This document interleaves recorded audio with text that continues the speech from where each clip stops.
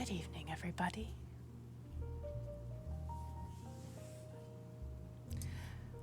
I hope you're doing well.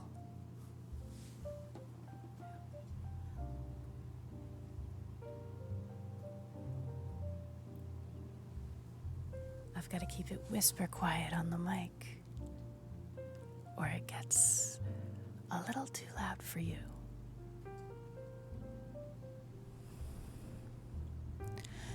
I hope you're all ready for the ASMR stream.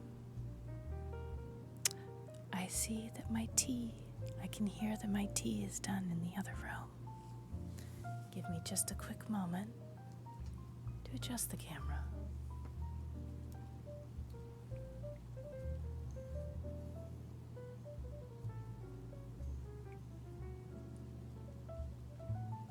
It doesn't quite want to stay where I want it to stay. But hey, I can relate.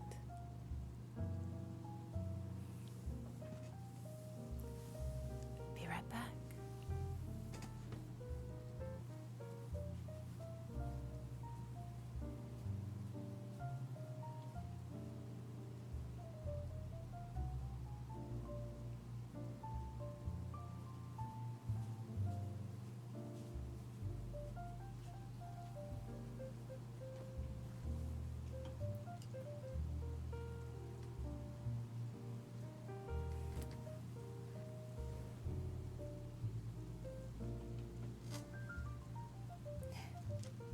I forgot to account for how noisy the chair is. Please let me know if you can't hear me or if I need to speak just a little bit louder. But maybe let's make some tea first.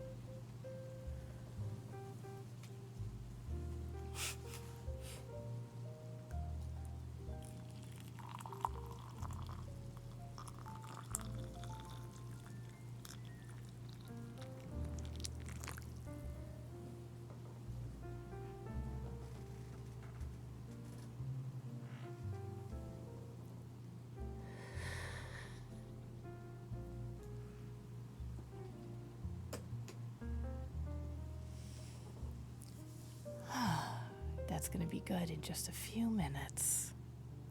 I can't wait to give it a try. I've got to put the kettle back, though. And I'll be right back.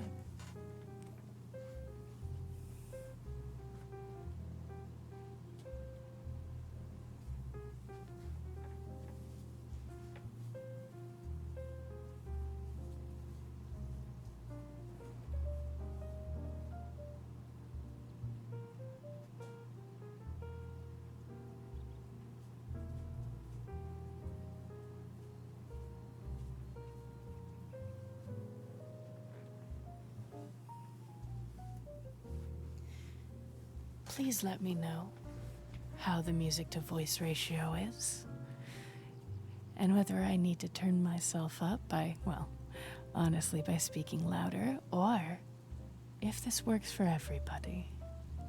I can just barely see chat. Also, hello, Vola. Yes, we are definitely brewing tea in this house. We're having a good time. A good tea time. Alright. Shall we get to making that Easter basket? It's working great. Fantastic.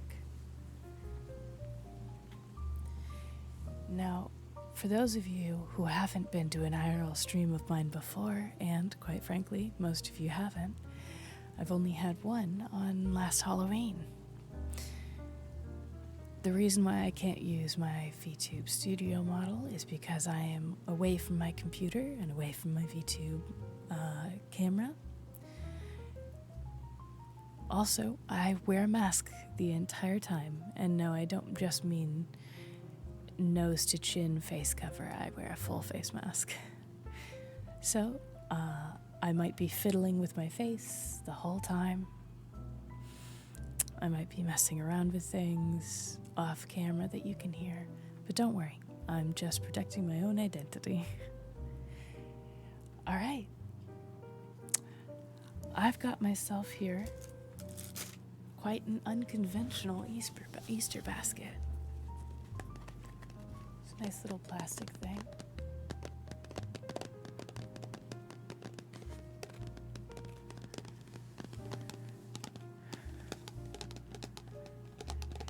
It's shaped like an egg, and it sounds like rain when I give it a few taps. I just got a piece of tape here that we gotta take off.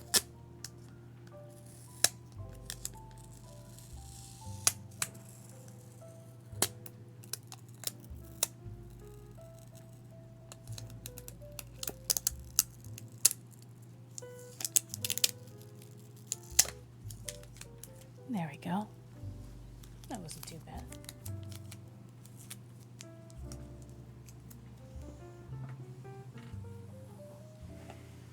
It's a cute, clear little egg. Green. Nice spring color.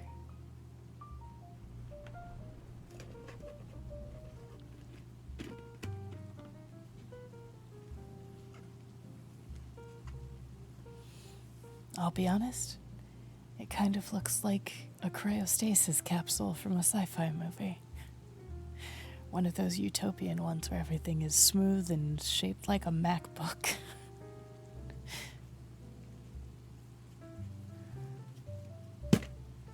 Ooh. Doesn't pop apart like one, though. Pops apart like a dollar store egg.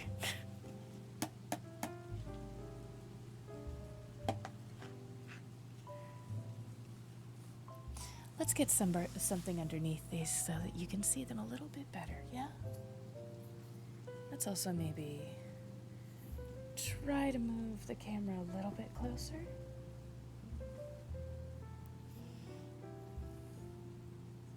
Ooh.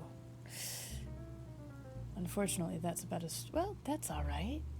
That's about as far as the wire is gonna go for me. There we are.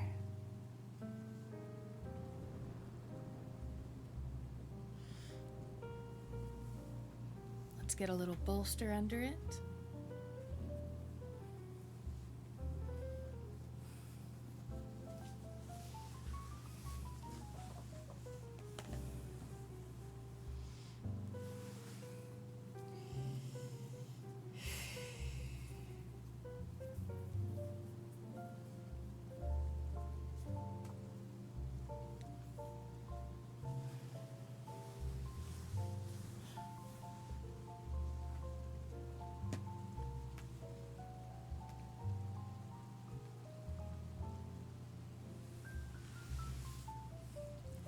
There we go. Now you can see right into it.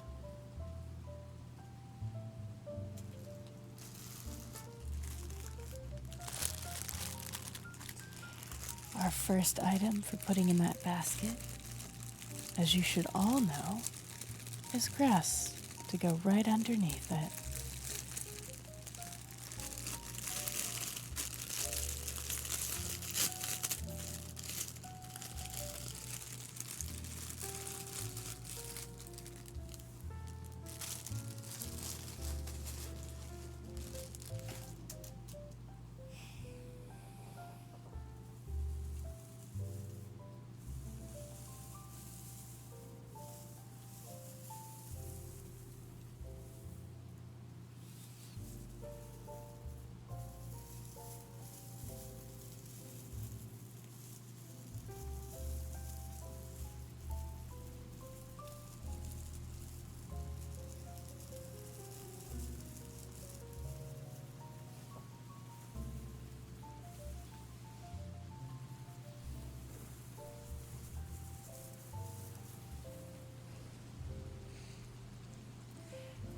Please do let me know if the music or the rain sounds cover up any of the delightful sounds you might want to hear.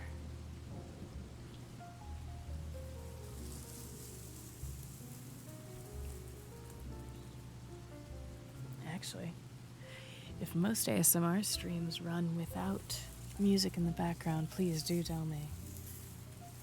I am very new to this.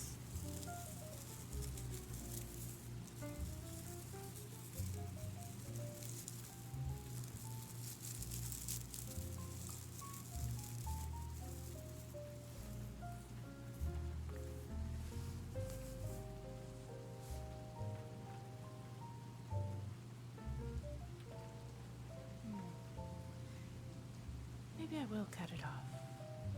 It depends on content. Usually soft jazz and lo-fi are pretty common if you just don't want dead silence between the sounds. Thank you. And thank you for the compliment here.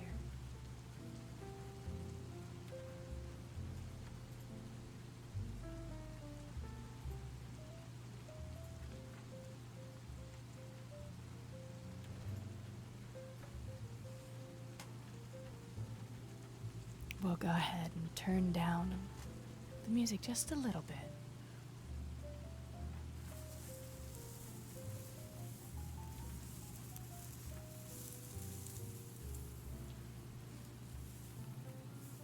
If only I could get you all a higher quality camera, I would absolutely adore to show you how shiny and rainbowy all these colors are. You can only seem to see all of the yellows and the whites in the shines, but there's little purples and blues as well. Slight pink from now and again.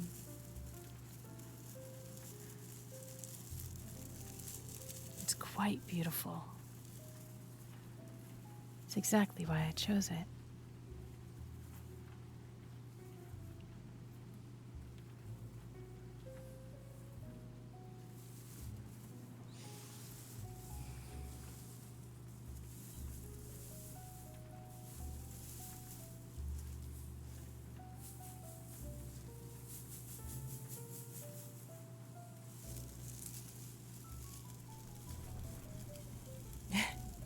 Beautiful and cheap, you from 10 years ago.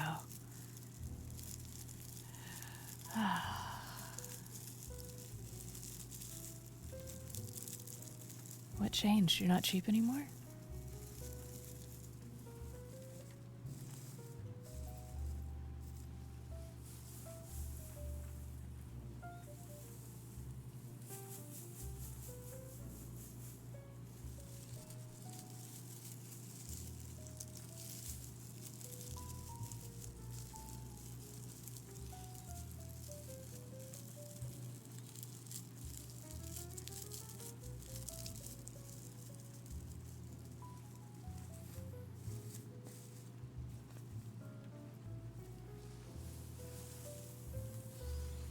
Well, would you look at all of that?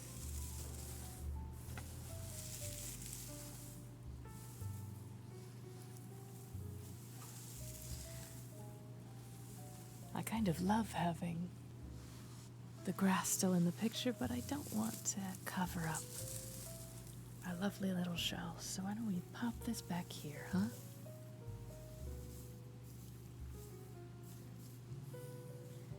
Just a nice little grass to keep around.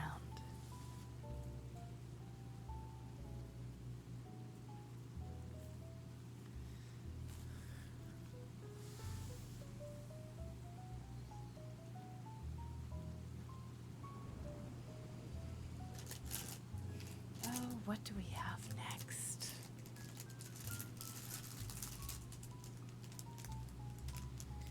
You know, we've got to decorate the scenery, don't we?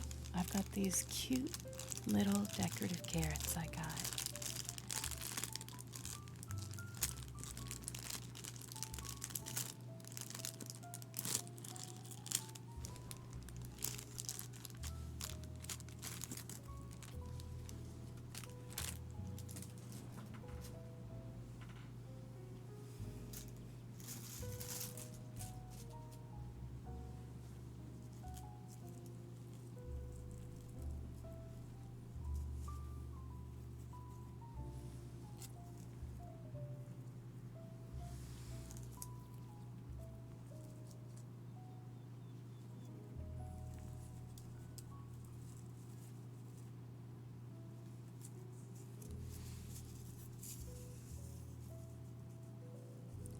Look at these. They're nice and simple.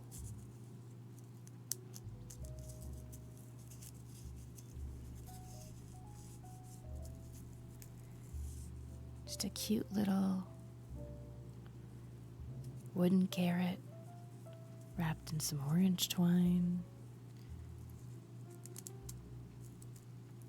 Little sprigs of what seem like corn husk. It's been dyed.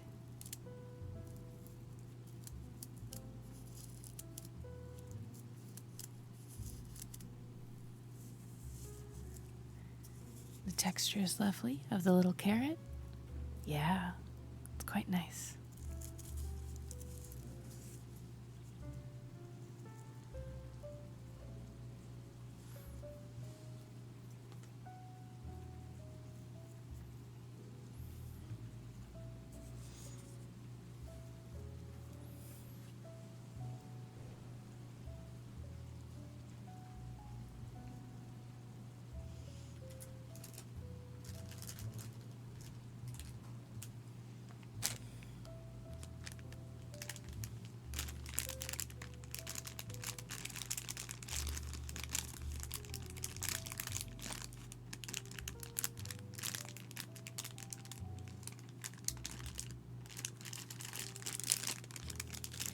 And we have these cute little carrot-shaped eggs.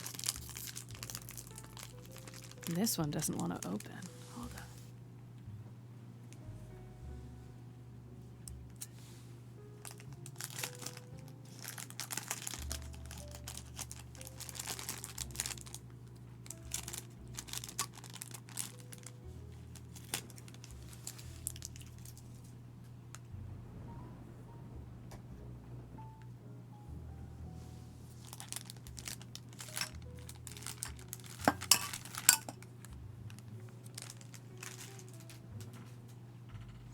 They kind of sound like glass faces.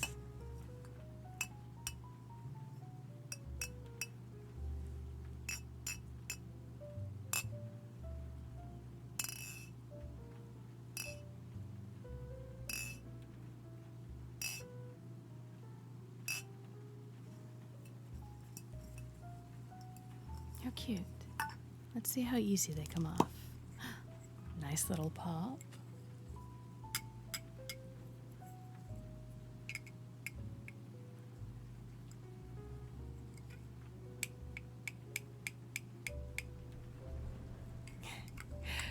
Well, it's good to see you, Ray. I hope you're doing well.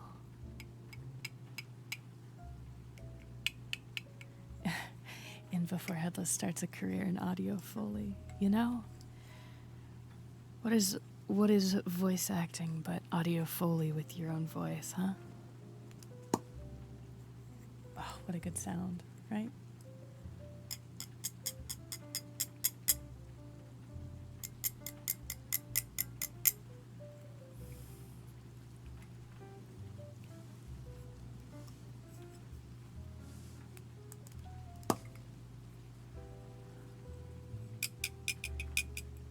I hope you're doing well, Ray. And I hope you like ASMR, because that's what we're going to be doing today.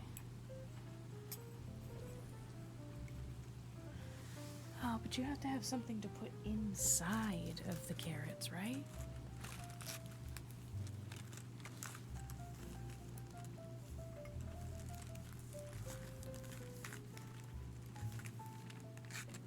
Why not jelly beans? They're nice and colorful. They might not be seasonal, but you can get them all year round. And that's perfect.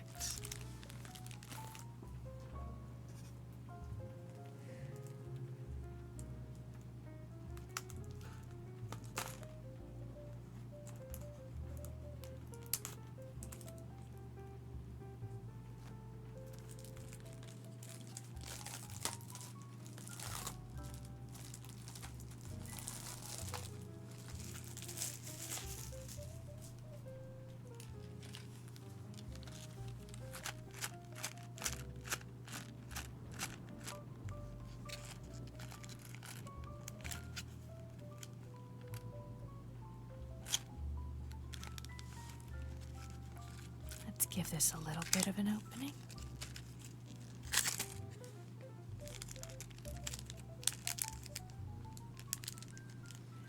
One bag for a carrot should do, right?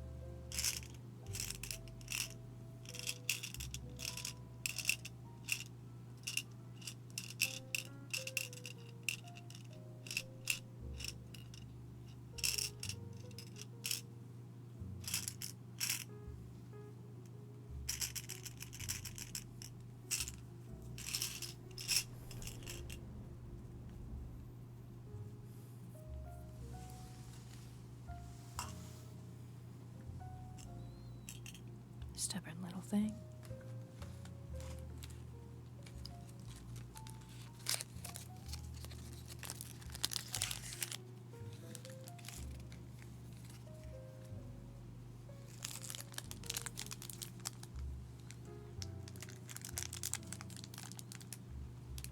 Have a good lurk, Toby. Good to see you here.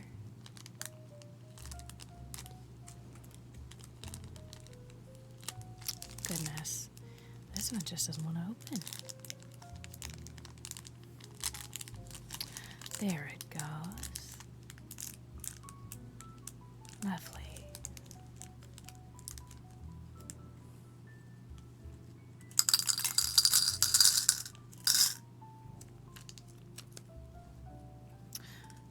I've made a mess. Look at that.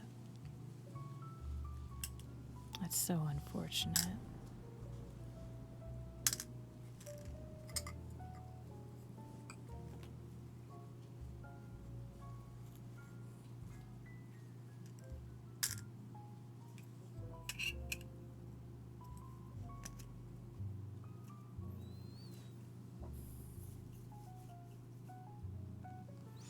Maybe one thing of each in the pile right behind the eggs. Maybe that's quite a nice little spot.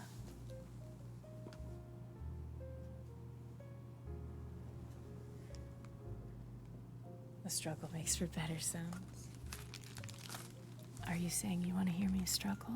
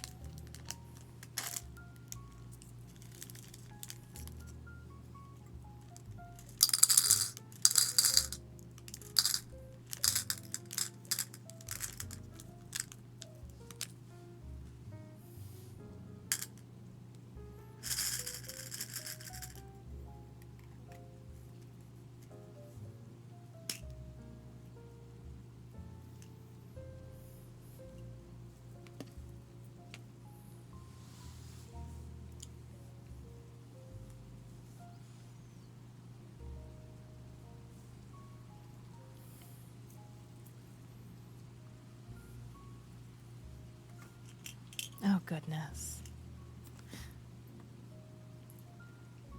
I guess it really only works in that one.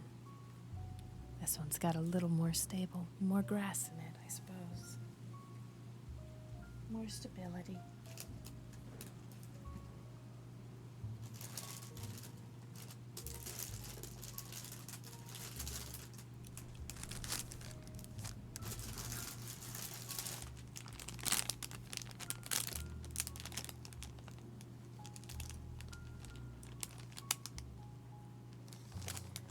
We've got these cute.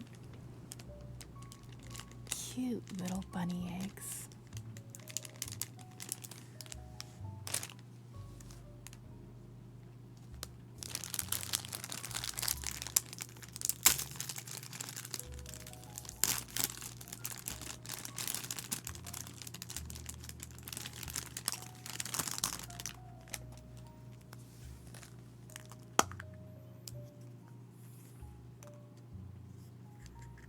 I suppose it's less traumatizing than snapping it in half.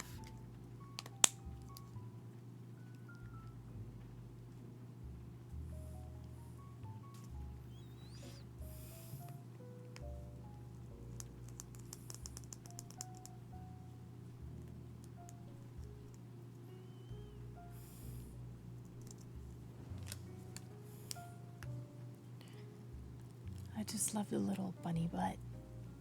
Little tail. How cute. Takes a lot of pressure to open them. Ooh!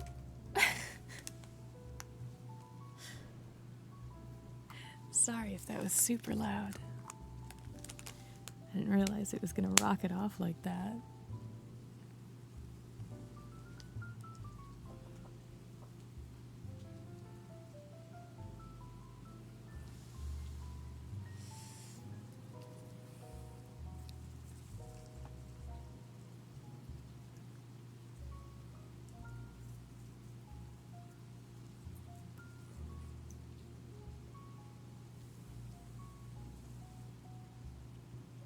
Hi, Mecca. How are you doing? I hope your day is going well.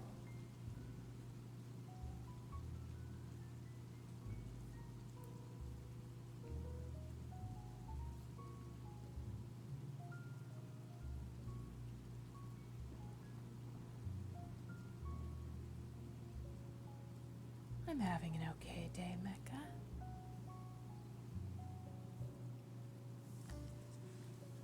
Just having a nice little ASMR stream that you all so wonderfully won in our little donathon.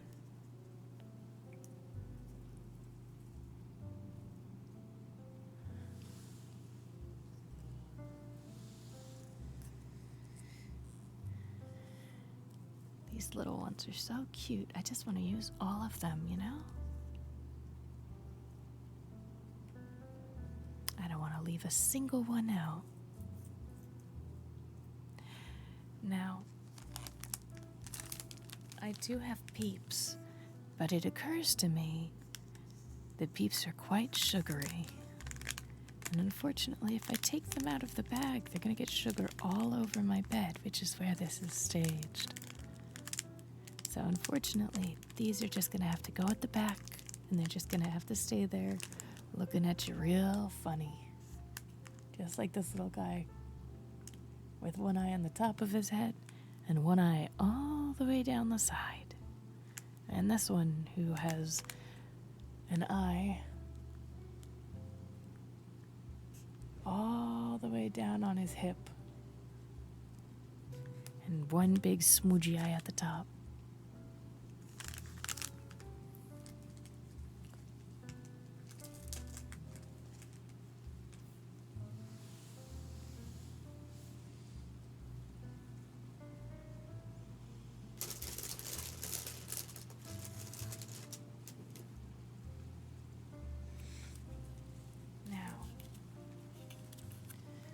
I've got 4 yards of ribbon right now.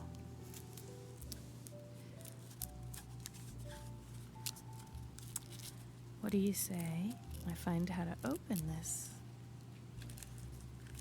We go ahead and we put some bows around, huh?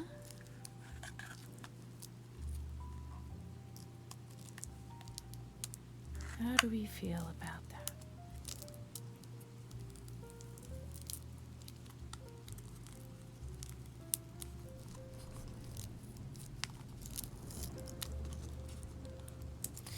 Unfortunately, the little plastic layer over the ribbon is being a little shit. go. I don't know how the heck I was supposed to peel that off. Couldn't even find the piece of tape. Oh, there it is. Oh well. Too little too late, I suppose.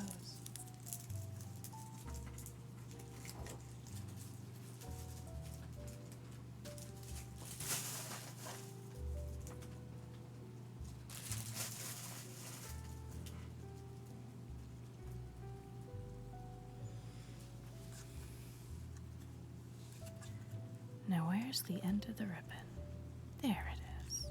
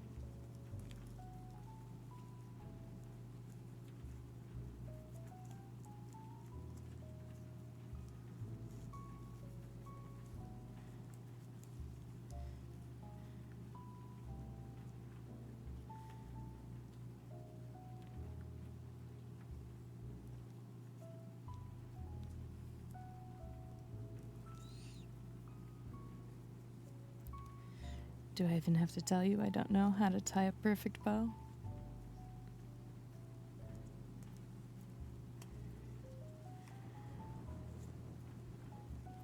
Goodness. Maybe.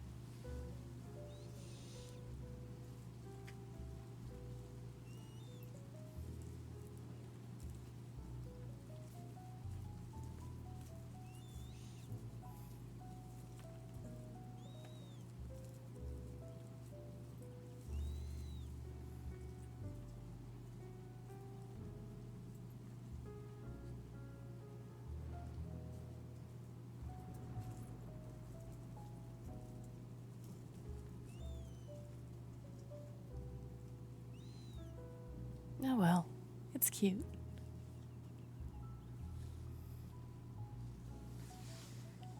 Why don't we just...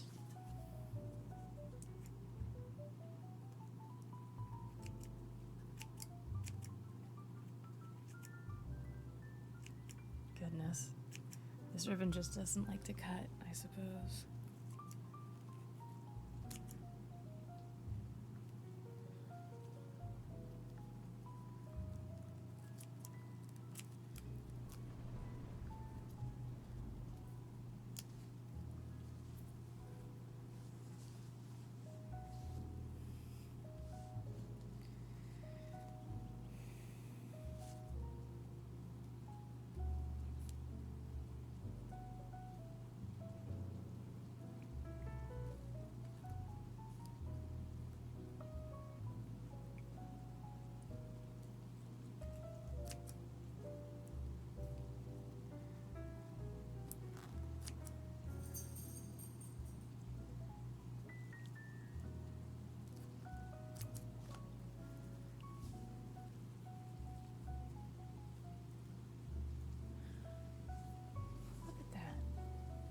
gonna be twice as many eggs in these baskets.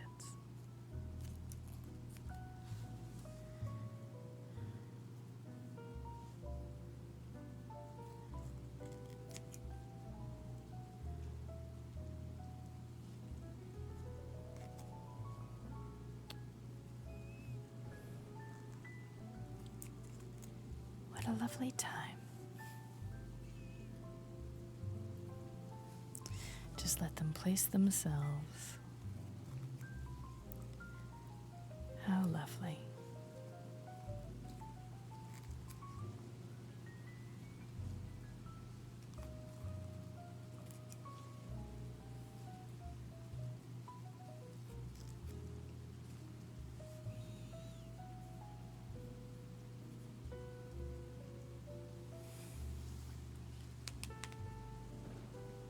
Oops, I'm so sorry. Listening to my knuckles crack like that.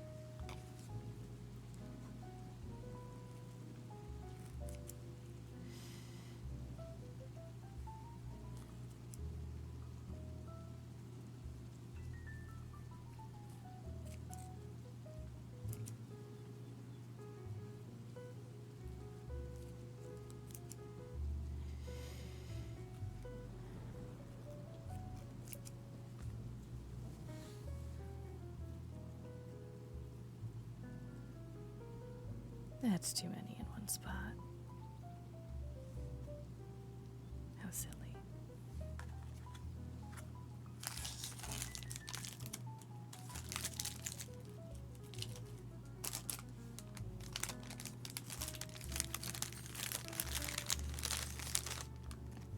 Just picking up the trash.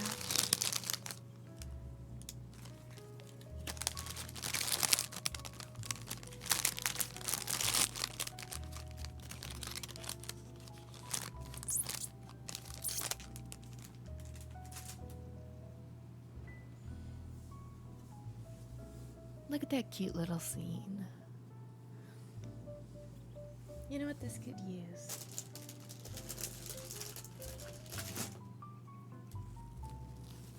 Some more flowers. Yeah? Nice little spring feel to it.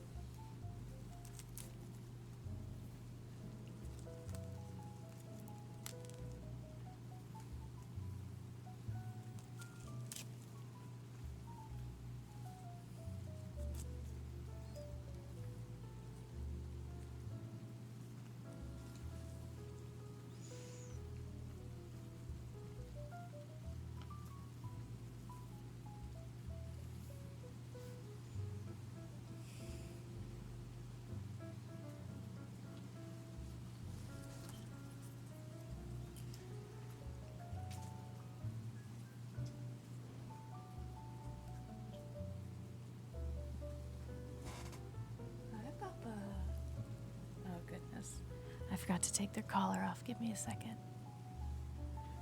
Hey, baby.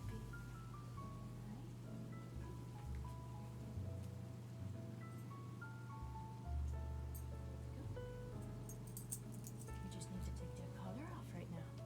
You do. Sorry about that, everyone.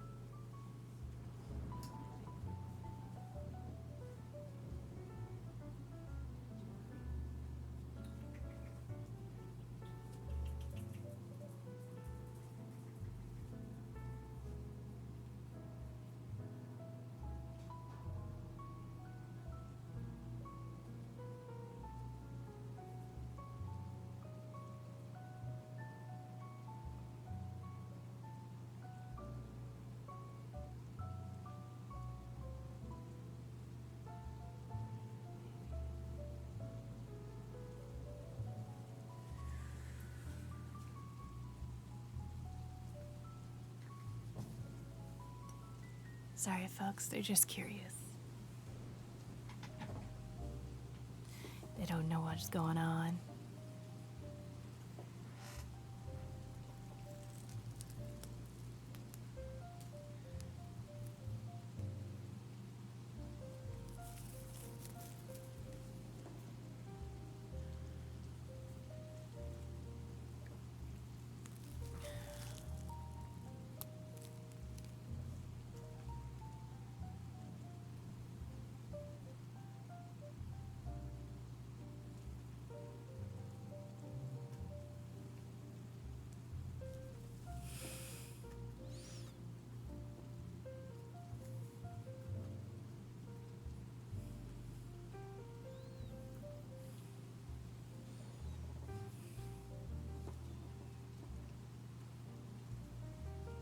Yeah, the sweet pupper.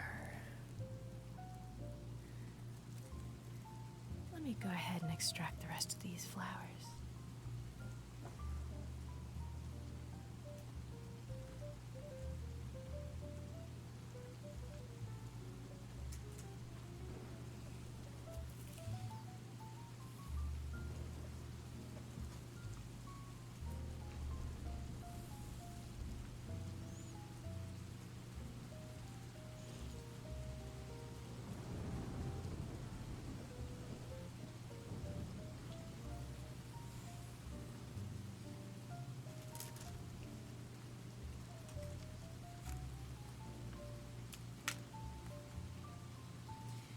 Now, I don't want to take it out and ruin a perfectly good chocolate rabbit, but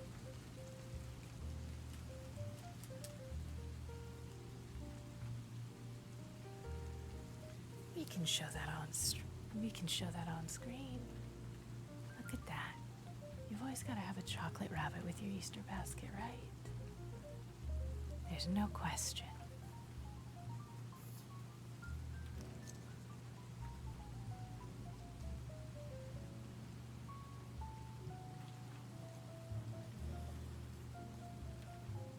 Oh, goodness. Made a little bit of a mess of it there.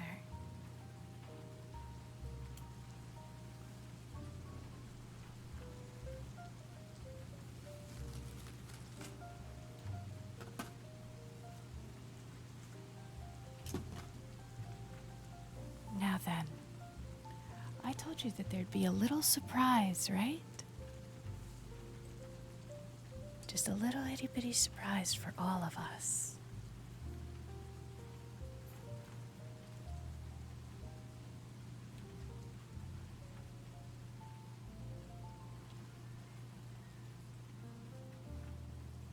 Let me get just enough room in there. Hello, little bird. How are you? I hope you enjoy the ASMR stream.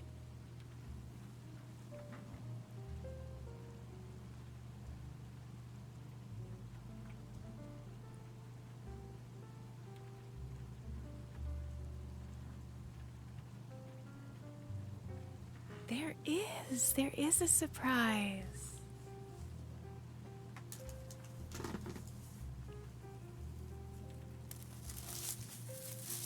Does anybody know what that sound is?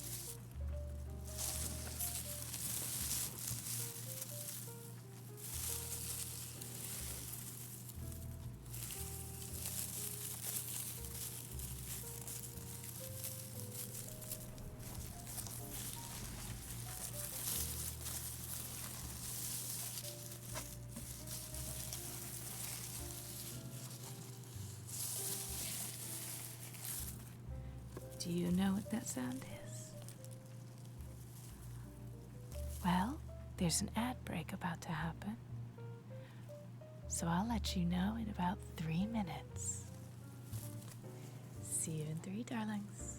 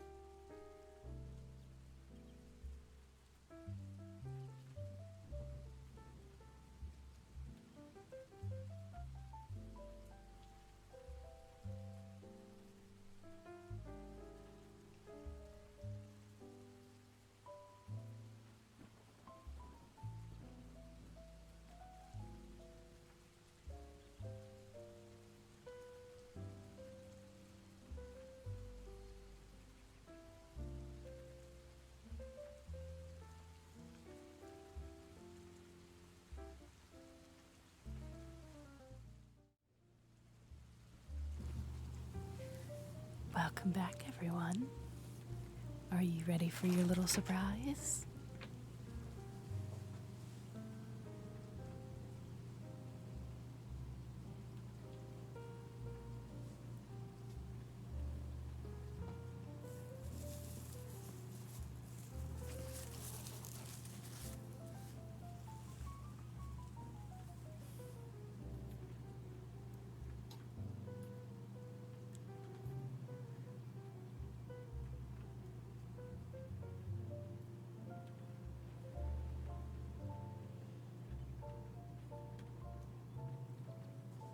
Look at that little friend back there.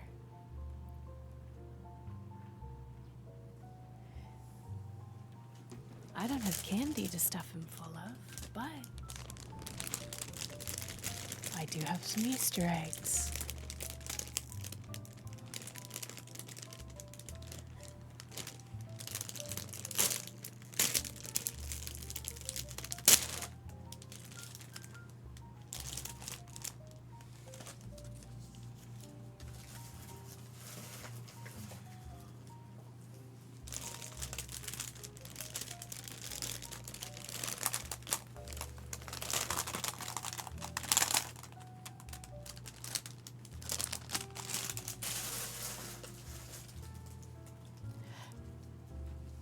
Excuse me while I impregnate this.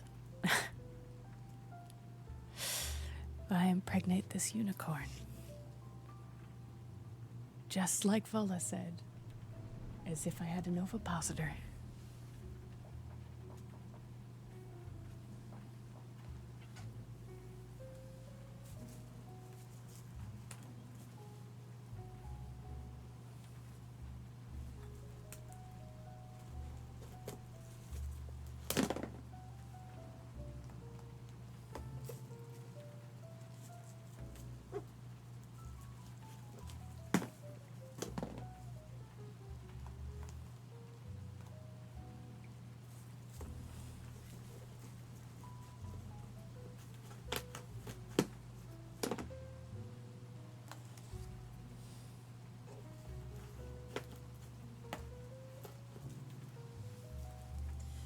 Ah, yes. Excuse me while I impregnate this unicorn. That's a great shirt idea. I like it quite a bit.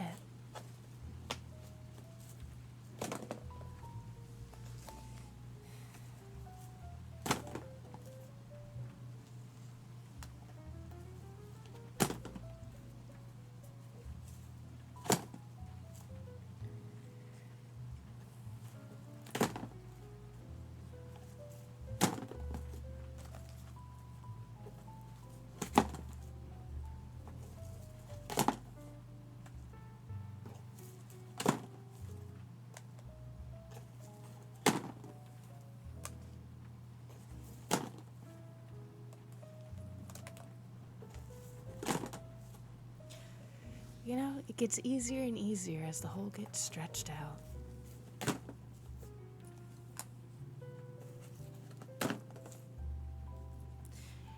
There's kind of a few friends I wish were here to hear that. And there's a couple of friends who I'm glad aren't here to hear that at all.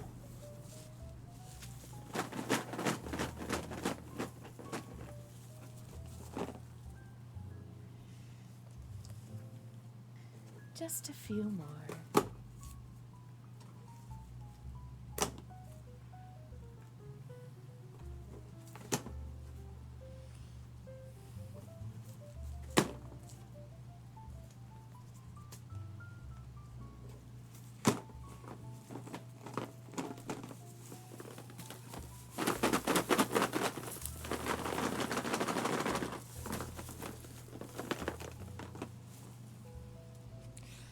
I'm starting to think that the head isn't a place where you can put any of the eggs.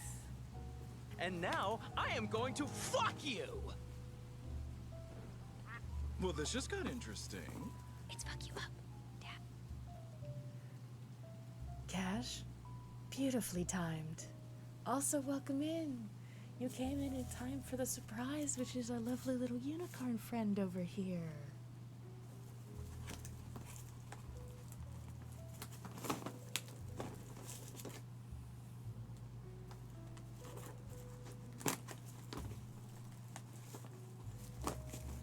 Oh, just two more.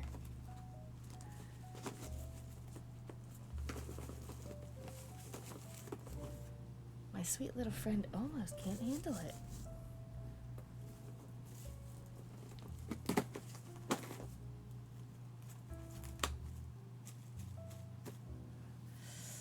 Goodness. Why are you inserting eggs in their butt? Well, our friend had to match the theme of the Easter egg basket. Because look at our beautiful little Easter basket. And then our lovely unicorn. Now, I'm pretty sure everybody knows who this is. Well, what it is, other than a unicorn.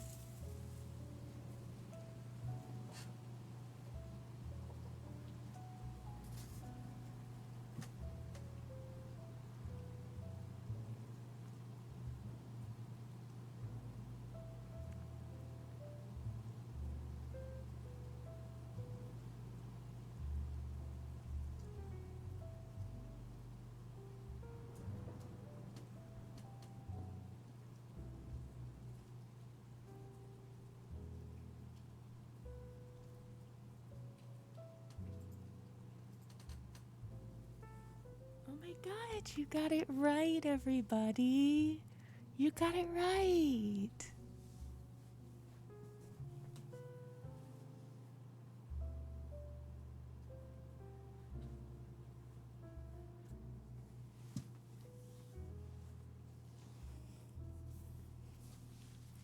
I've got to get it just in range for me.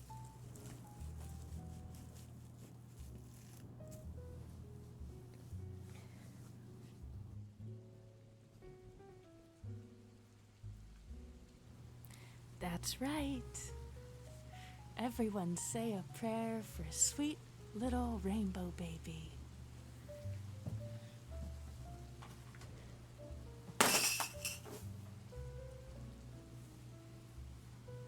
Goodness, I can't believe that didn't work. I guess we'll have to try again.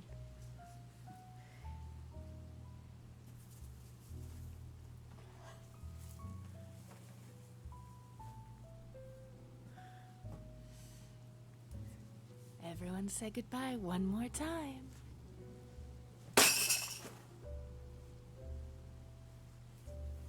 Goodness me, this little pony is so resilient.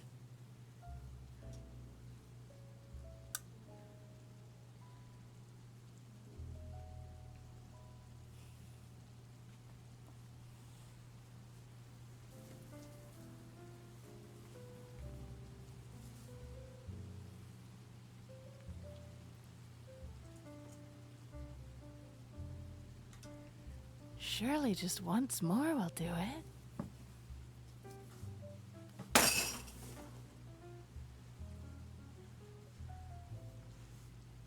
Goodness me, I've messed up the curtain.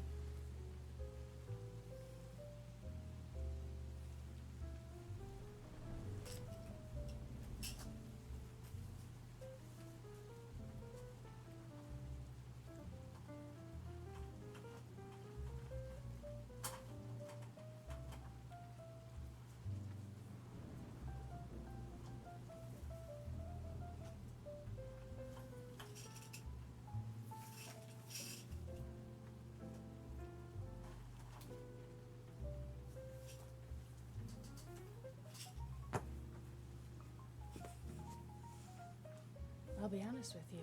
I don't think there's any fixing the curtain.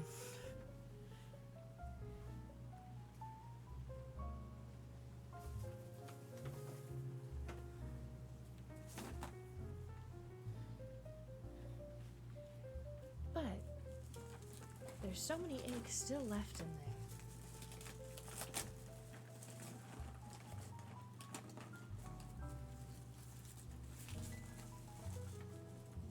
Certainly one more time, right?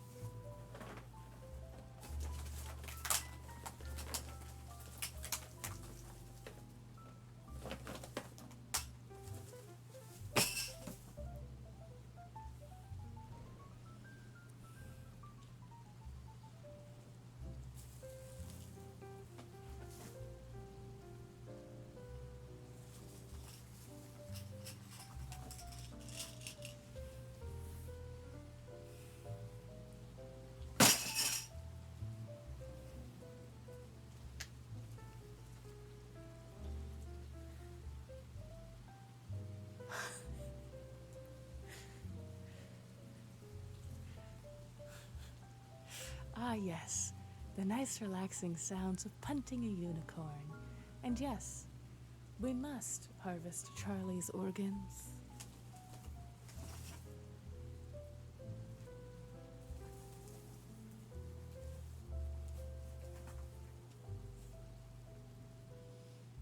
Goodness, he almost looks like a full unicorn from that angle.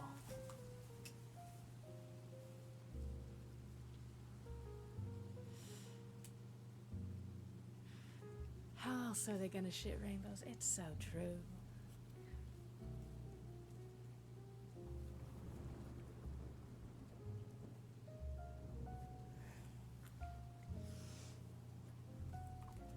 What a little mess. Goodness. You know, so some of these eggs have hinges on them. Oh, but I found the other half. So it's fine.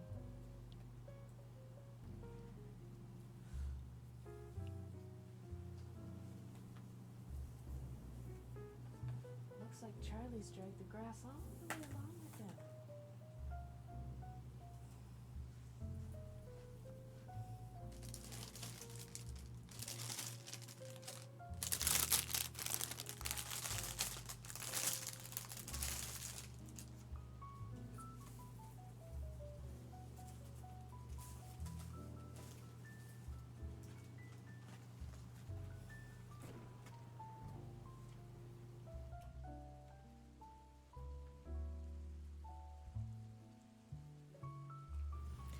What a mess. You know, I was gonna take a sledgehammer to those little eggs, but unfortunately,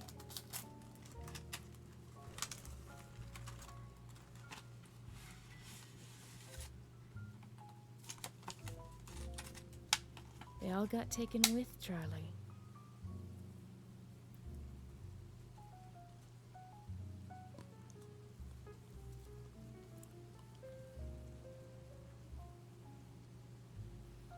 Goodness.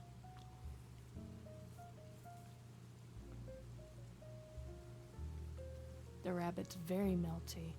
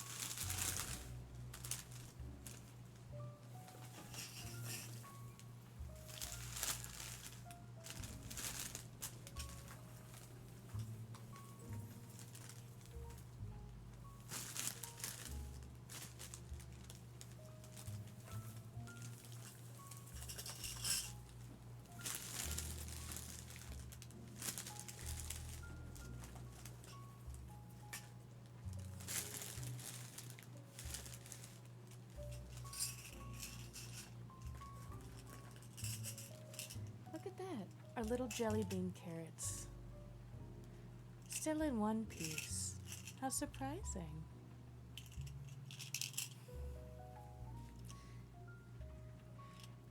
Egg, yes. I'm surprised that you're here, Nail. Are you enjoying the ASMR?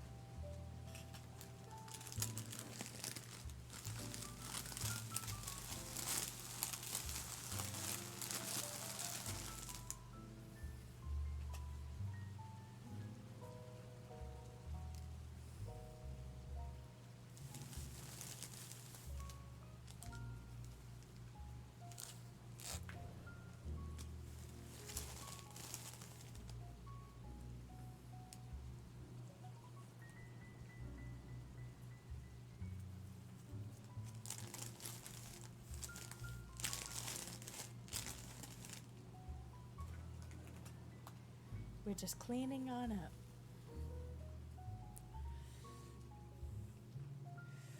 Not in a flared base. That emote after that. Please refrain from shoving things in Hetty's ass.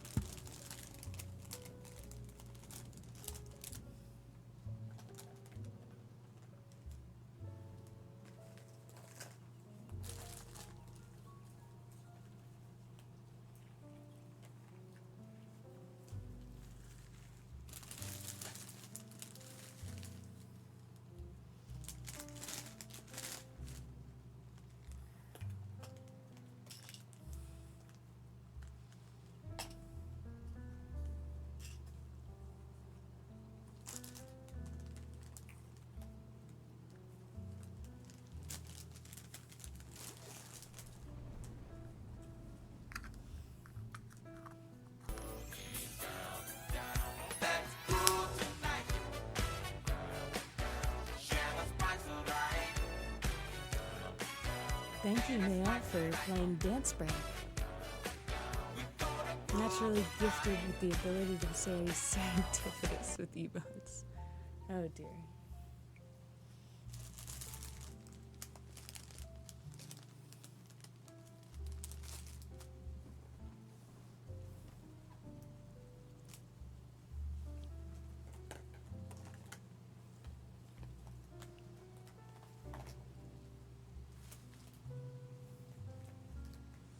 Goodness, let me see if I can't pair off all of the broken eggs.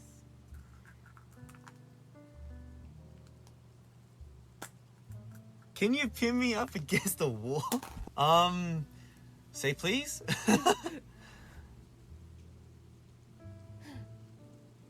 Thank you for playing happiness and giving me a care package. Let me take a sip.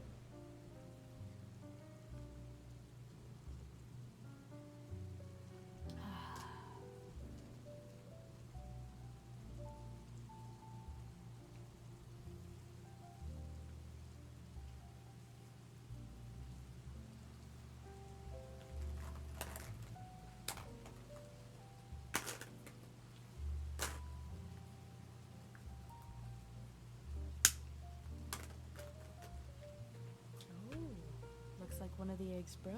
I'll have to look out for a piece. Oh! No, I won't. It's right in there. Perfect.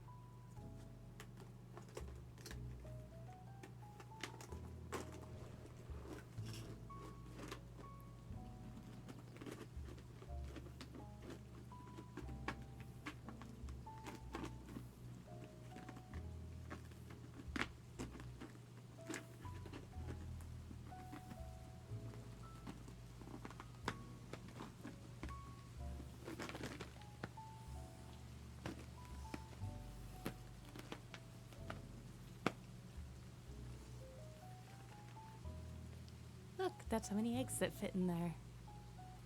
What a good time.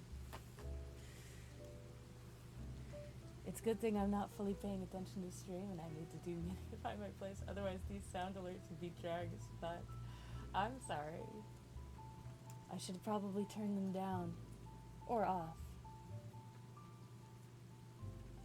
Unfortunately, I'm not too familiar with the ASMR stream traditions. Thank you so much for being here, Cash. It's so good to see you. Always.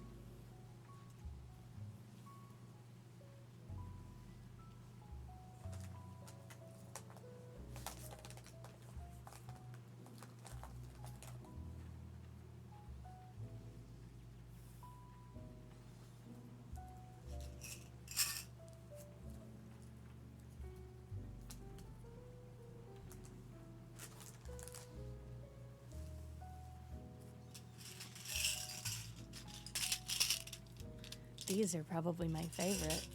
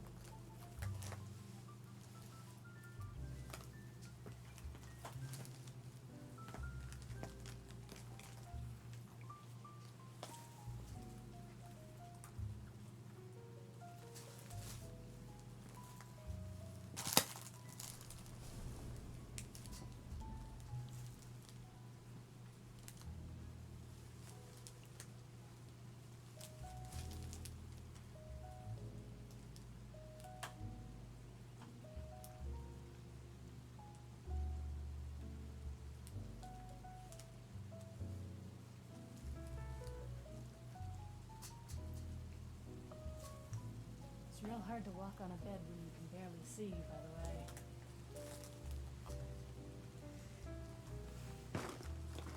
Uh-oh. Especially when your giant egg opens. Your giant egg of eggs.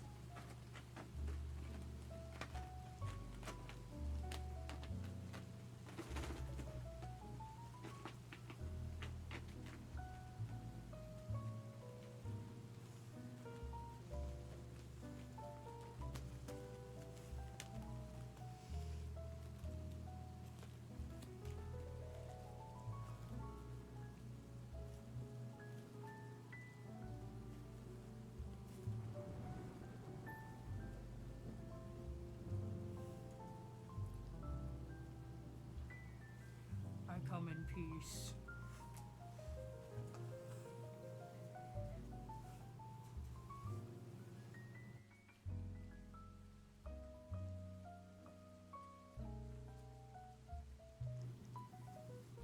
Hello, everyone.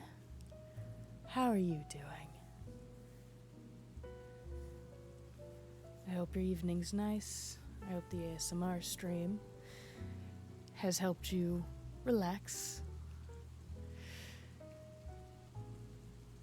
Oh, hi. I hope everybody's doing well. That's unfortunate. You can't see my hat.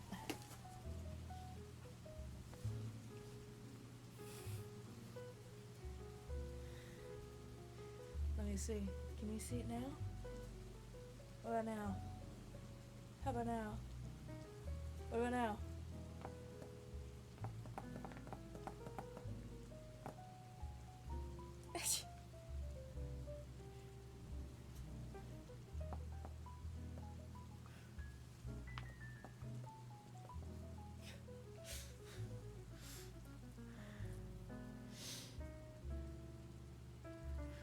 Bonne nuit. Exactly. Bonne nuit. Headless lives up to the name. I do try.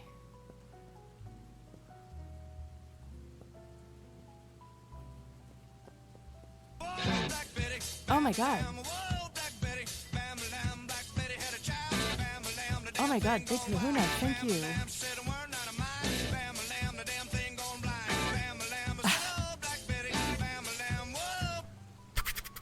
Jimothy, you gotta go!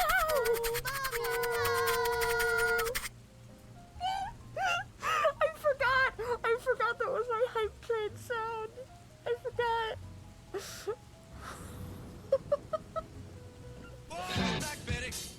Ah! Oh my god. Hold on, I have to get to my computer to be able to see.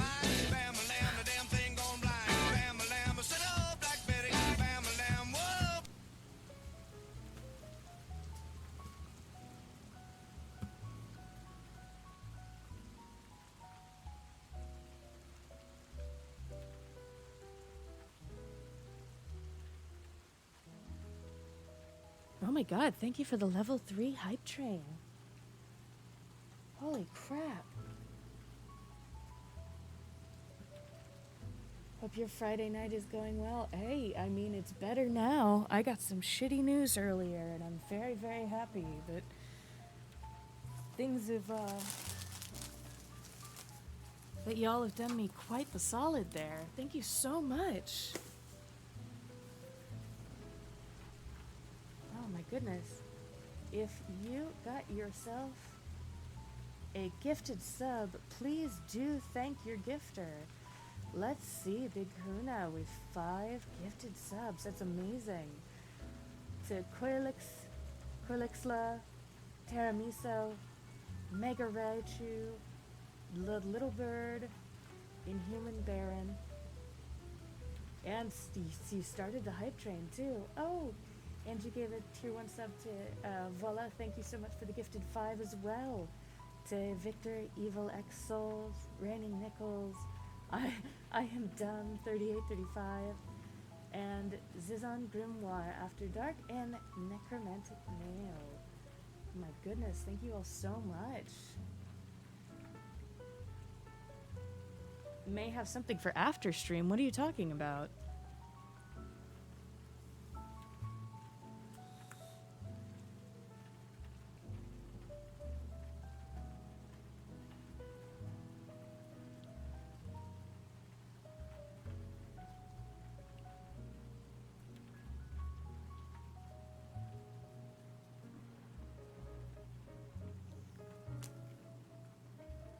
Wait, oh no?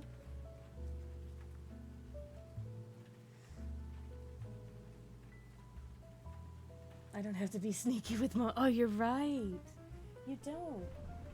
You just get a nice little sub. Thank you so much, Biguna.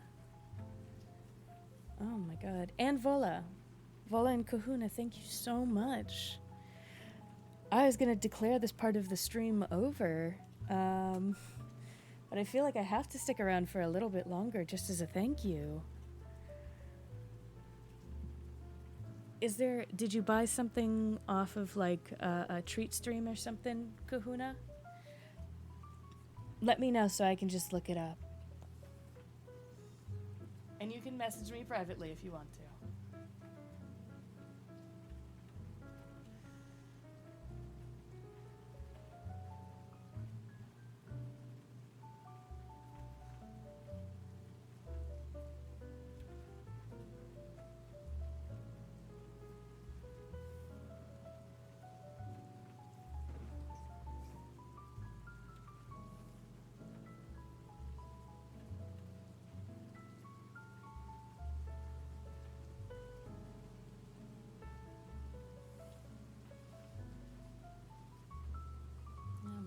That's right, you don't have to imply that you escaped the ads.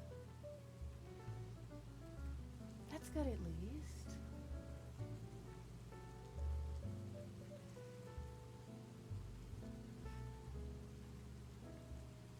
Oh, goodness. I am kind of getting hot underneath the mask, though. I'll be honest with you. I think I'm gonna have to switch over to the Be Right Back screen and set up so that we can have a nice regular stream, everyone. I'm so glad that we have a hype train, and I want to keep pushing it, but I am surprisingly warm in this outfit, and I need to clean my bed and make sure all this lovely Easter stuff gets put away properly.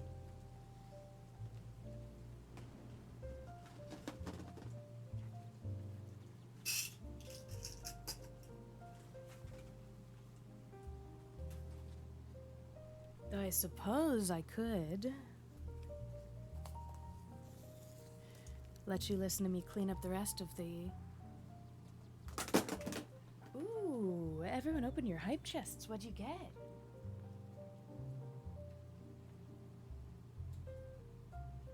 Who the fuck is that?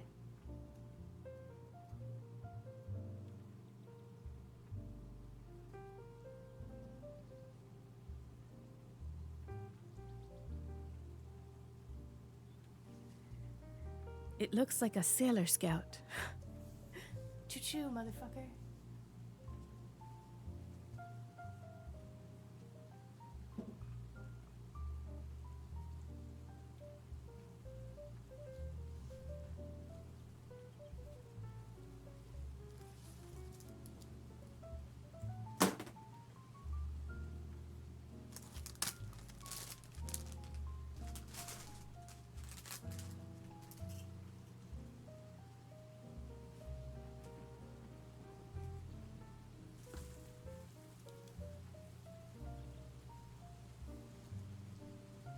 Goodness. I didn't think I was going on an Easter egg hunt today, but it's been difficult finding all of the little ones.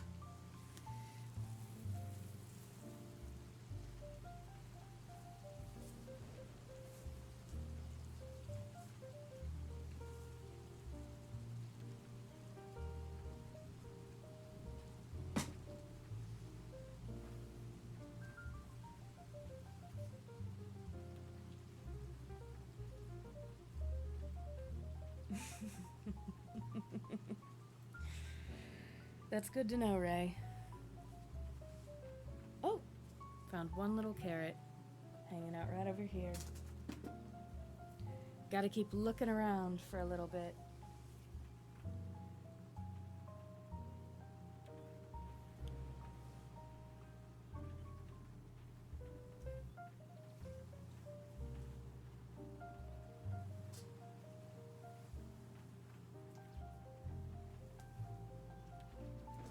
You know, maybe I should have thought through the fact that I don't know if my dog has a tendency to eat things. Little plastic things. Oh! Look at that. Once again.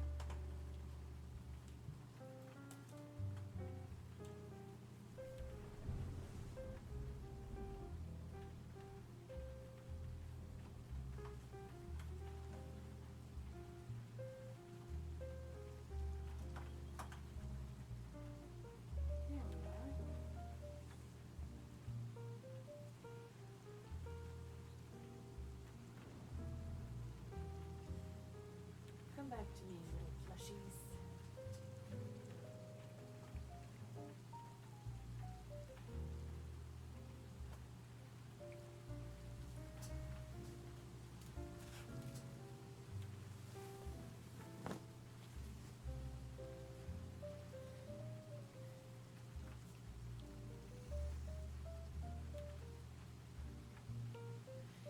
Oh, goodness. Finally. Look at all that cleaned up. And a level 3 hype train. What an incredible time. Thank you for making the ASMR streams so successful.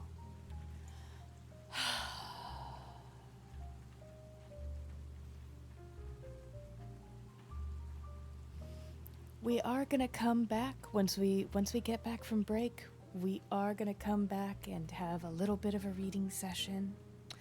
I was hoping we could end on the hour. So that we could swap over easily during a commercial. Unfortunately, we do seem to be having trouble with filling time.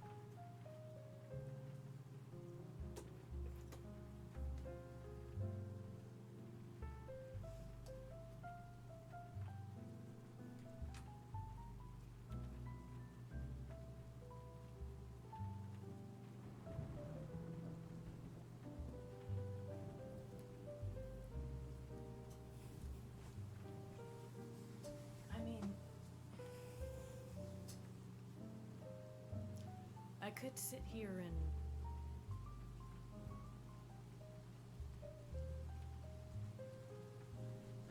and just do this for 20 minutes.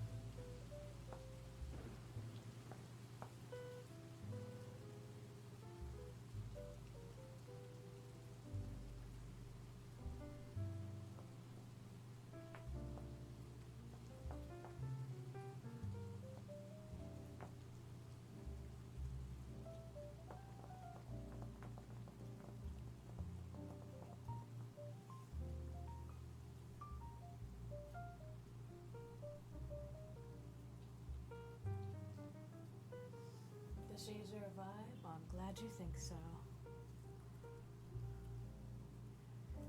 I mean, how else am I gonna keep you from seeing my face? Ooh. Maybe, just maybe, I should make sure to leave the mask all the way down. It might help me. But then again, that's why this disguise has several layers and not just one. Like I said, it was getting kind of warm.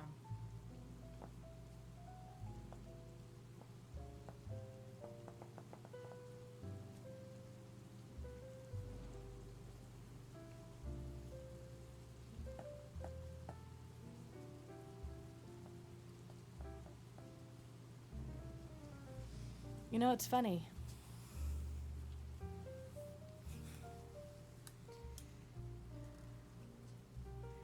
I was actually, before my housemate fucked off into oblivion, I was going to give her these. These are mine now. She can't fucking have them.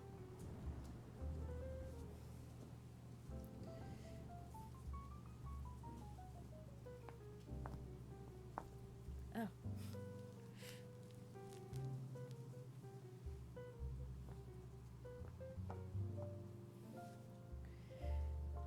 Oh my goodness. I should have known I couldn't keep that up for 20 minutes. I think it's time to go to the Be Right Back screen and turn on all of my other equipment, including VTube Studio. It's gonna take a second, y'all. Be patient, okay?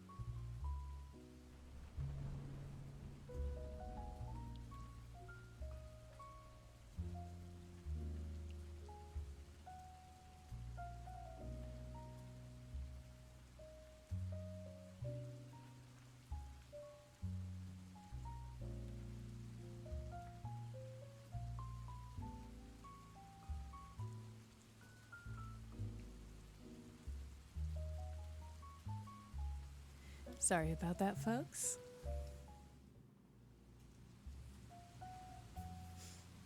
Whoops, gotta reconnect the cup cam. But welcome back. Looks like you still have Bartholomew Sr. from earlier. Let's go ahead and keep that, and I'll go ahead and turn all the heads back on, shall I?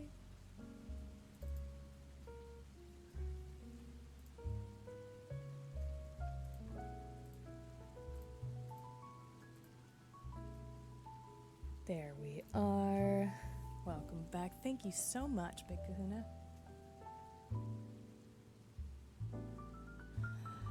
Oh my goodness. Oh, the heady pats. Oh, the heady pats to really bring you home. You know, maybe I'll open up some windows in my place. It's a nice chill 70 degrees outside. Could use some air in here. Let me turn these heads back on and then I'll go do that. And we'll have some story time.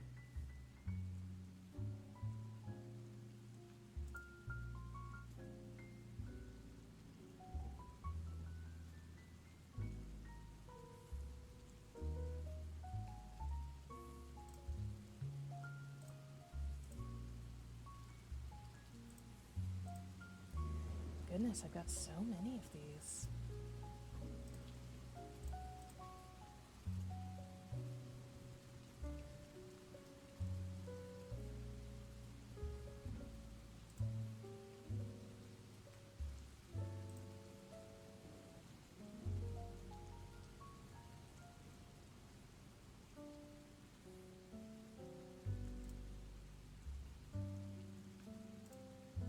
Turn those chin rubs and wing pads back on, and we've got all of our redeems back.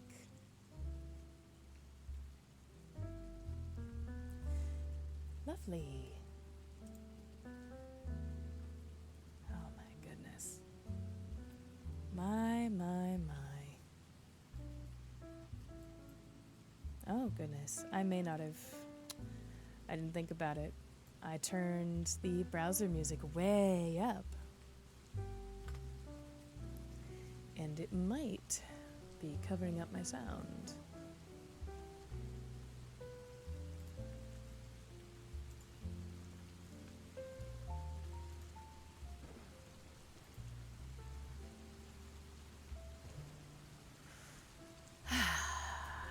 Got that lovely rain sound.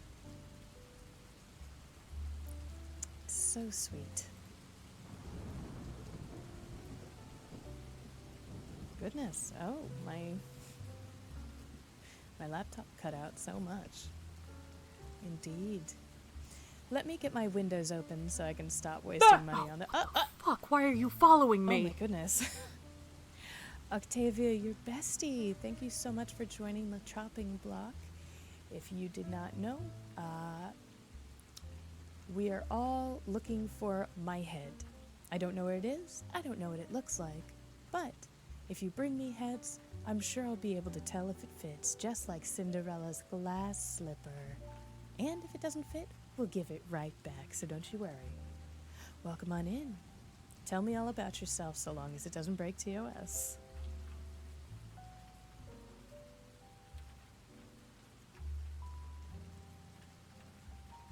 Let's go ahead and change the name of the stream.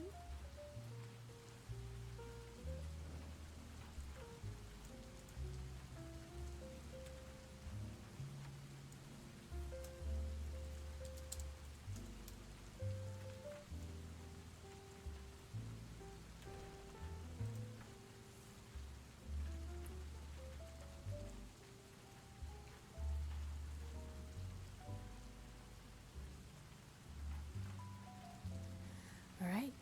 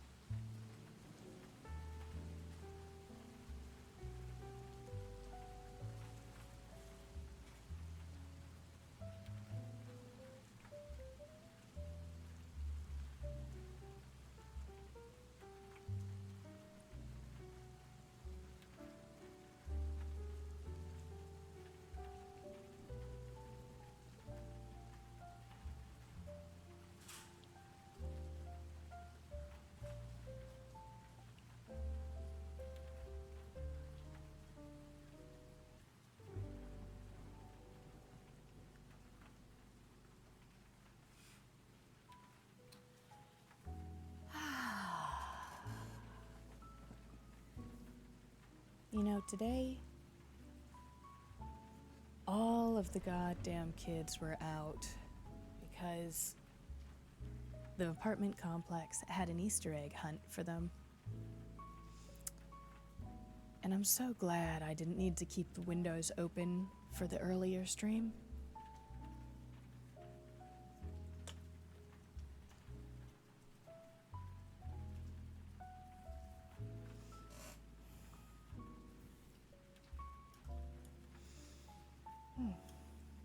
Tuck those sunglasses away.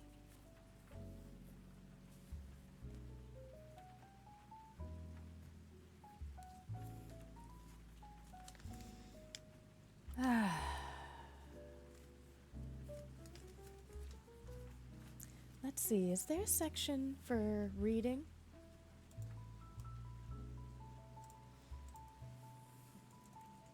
Oh my goodness.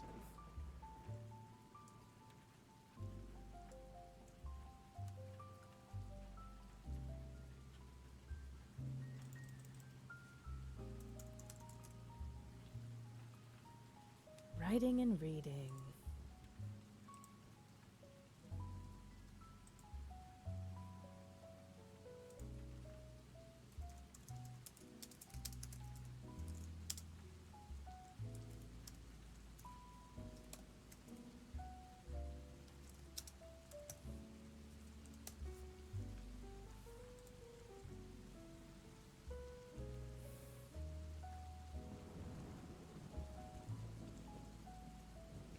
Yep. Looks like I picked the right one. And there isn't a game called Writing and Reading. All right, darlings.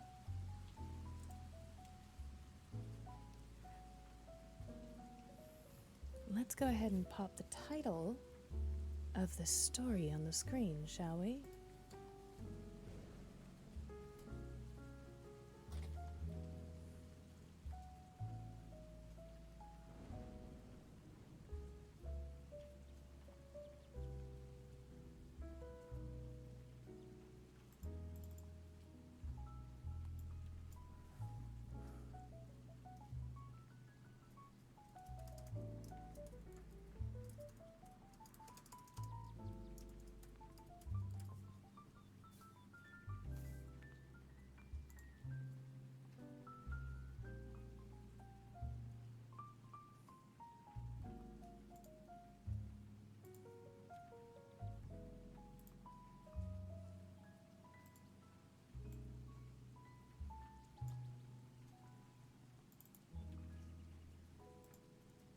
It's amazing how one S can change the meaning of a whole word.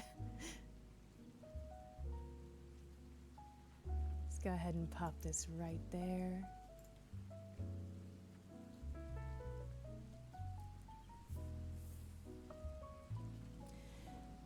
Now it's highly likely. Oh, you know what I just realized? I have some children's books from my childhood. Maybe I'll read you one of those first.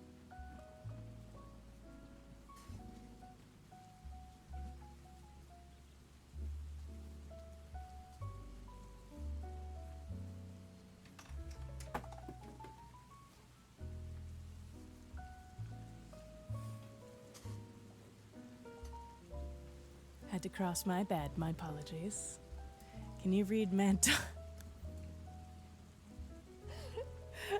Send it to me in a DM. Send me a link in a DM, Nail. I will absolutely read that one. But for now, before Men Hook Car Door, I want to read you a book from my childhood, Roxaboxen. Let me go ahead and change the name of the story.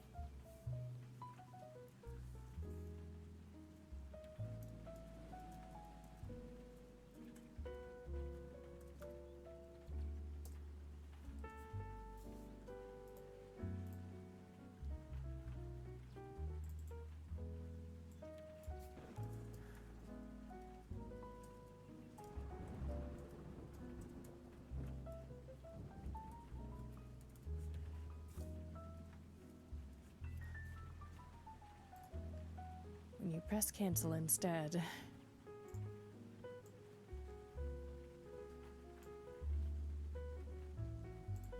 Give me one moment. Thank you now.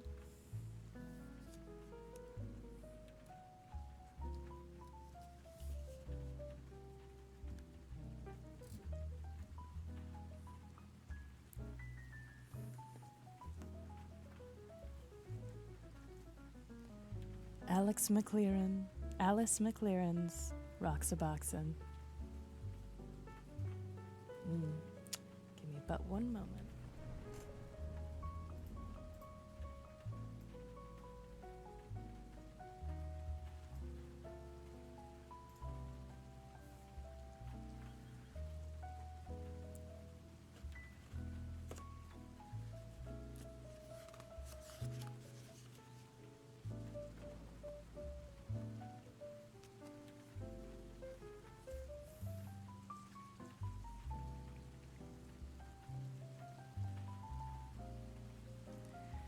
Marianne called it Roxaboxen.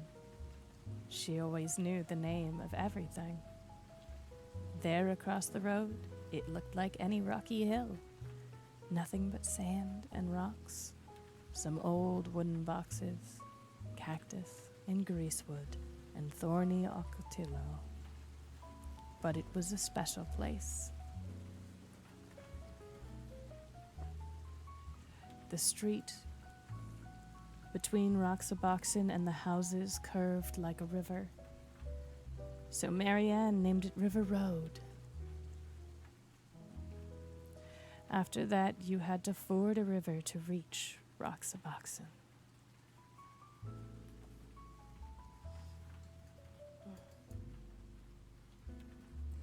Just a moment, sorry.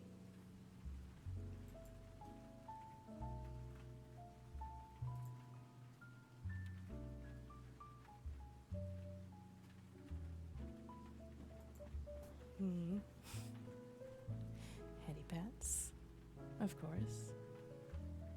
Let me go ahead and turn the microphone up a little bit since I have to be slightly behind it. There we go. That should help quite a bit.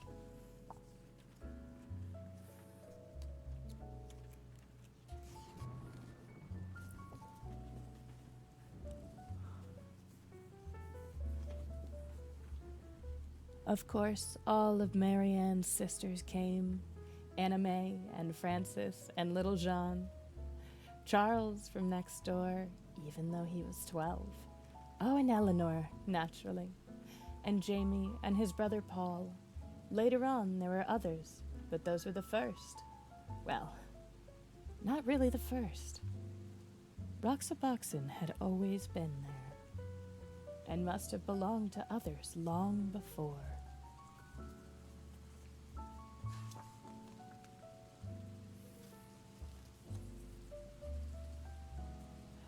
When Marianne dug up a tin box filled with round black pebbles, everyone knew what it was. It was buried treasure. Those pebbles were the money of Roxaboxen. You could still find others like them if you looked hard enough. So some days became treasure hunting days, with everybody trying to find that special kind. Then on other days, you might just find one without even looking.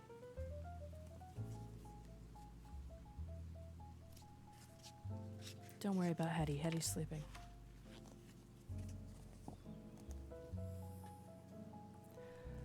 A town of Roxaboxen began to grow, traced in lines of stone.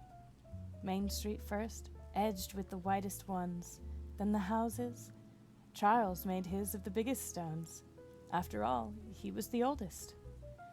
At first, the houses were plain, but soon they all began to add more rooms. The old wooden boxes could be shelves or tables or anything you wanted. You could find pieces of pottery for dishes. Round pieces were the best.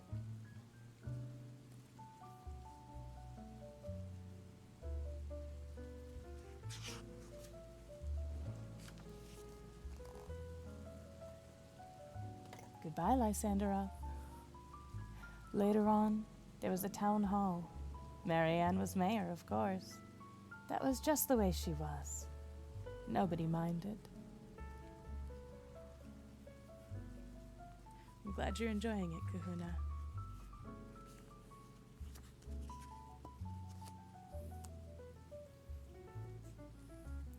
After a while, they added other streets. Frances moved to one of them and built herself a new house, outlined in desert glass. Bits of amethyst, amber, and sea green. A house of jewels.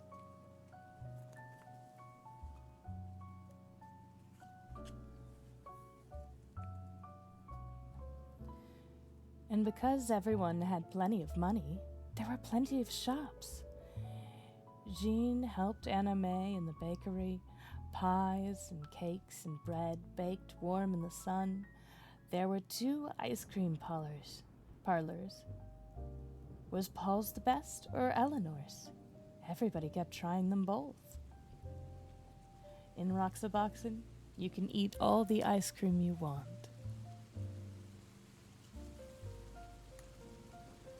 Don't worry, everybody who's face down over here is taking a nap.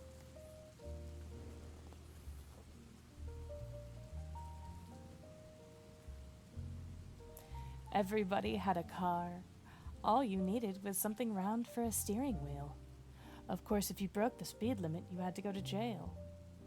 The jail had cactus on the floor to make it uncomfortable, and Jamie was the policeman. Anna May, quiet little Anna May, was always speeding. You'd think she liked going to jail.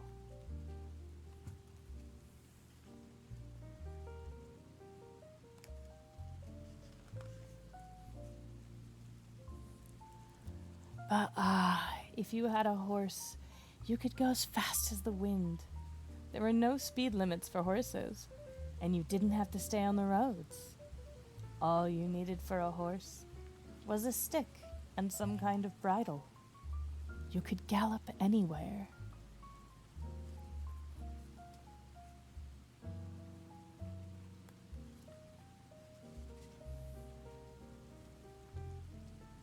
Sometimes there were wars. Once there was a great war, boys against girls. Charles and Marianne were the generals. The girls had Fort Irene, and they were all Girl Scouts. The boys made a fort at the other end of Roxaboxen, and they were all bandits.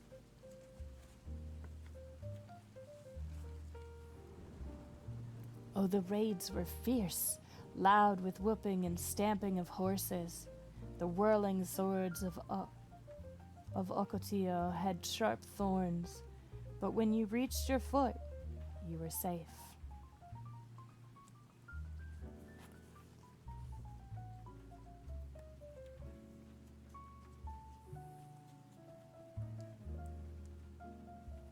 Roxaboxen had a cemetery in case anyone died, but the only grave in it was for a dead lizard. Each year when the cactus blooms, they decorated the grave with flowers.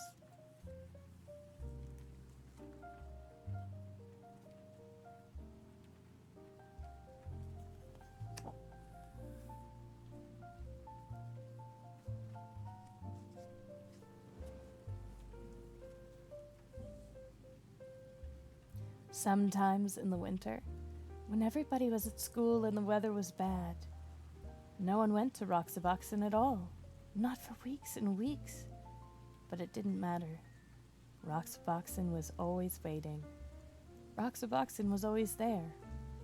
And spring came, and the ocotillo blossomed, and everyone sucked the honey from its flowers. And everybody built new rooms, and everybody decided to have jeweled windows. That summer there were 3 new houses on the east slope, and 2 new shops on Main Street. And so it went. The seasons changed, and the years went by. Roxaboxen was always there.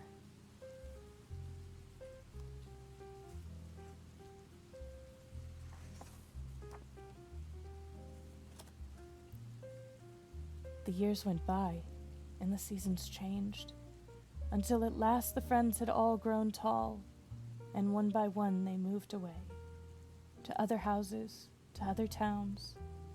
So you might think that was the end of Roxaboxen. But oh no. Because none of them ever forgot Roxaboxen. Not one of them ever forgot. Years later, Marianne's children listened to stories of that place and fell asleep dreaming dreams of Roxaboxen. Gray-haired Charles picked up a black pebble on the beach and stood holding it, remembering Roxaboxen. More than 50 years later, Frances went back and Roxaboxen was still there. She could see the white stones bordering Main Street, and where she built her home, the desert glass still glowed. Amethyst, amber, and sea green.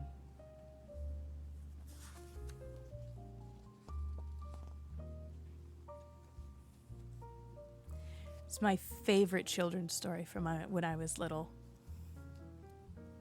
Absolutely my favorite children's story. Sorry, I spent that whole time leaned over here. I had to be able to show you on the camera. All right.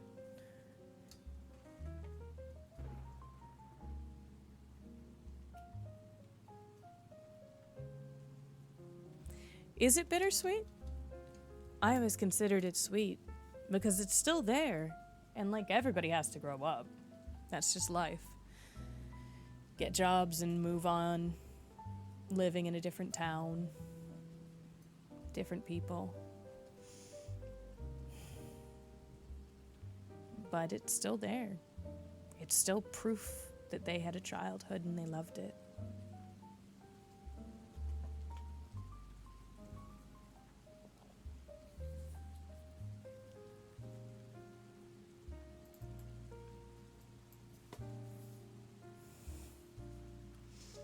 And now, a request from the audience.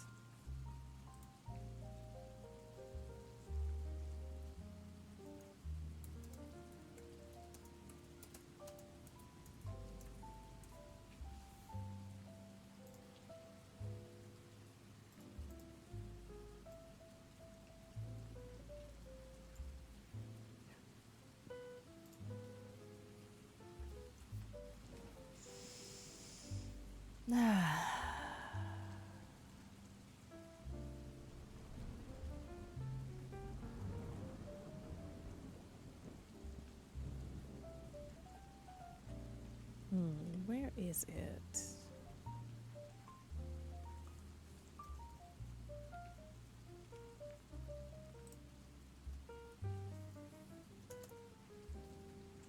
There it is. Let's test it out, shall we?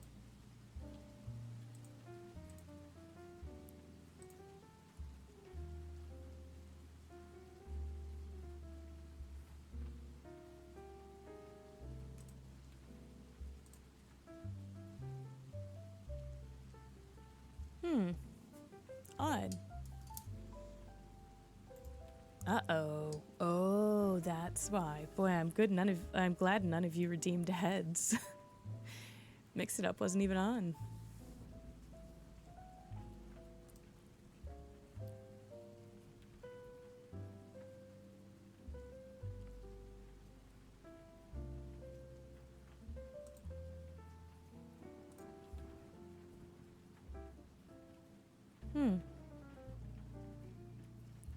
Could you all even hear that?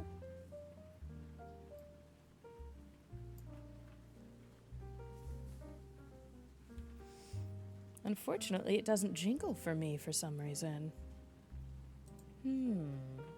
Odd. Let me ask Mix It Up why it's being a little shit.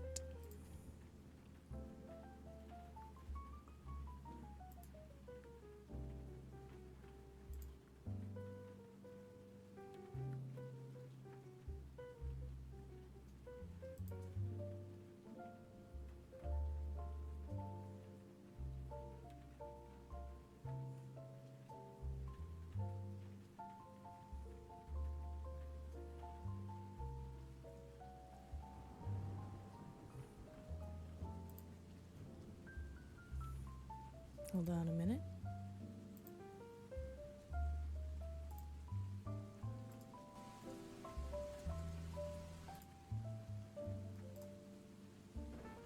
Let me give that another try.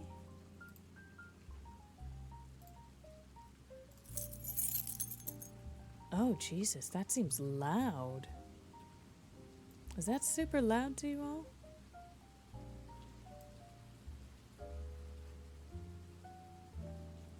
Was it okay on the levels?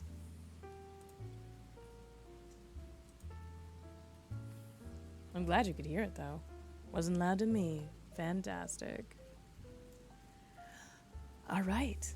Let's read Man, Hook, Hand, Cardor. Didn't peek or anything. I keep saying I didn't peek either, but life keeps going downhill, so maybe I did.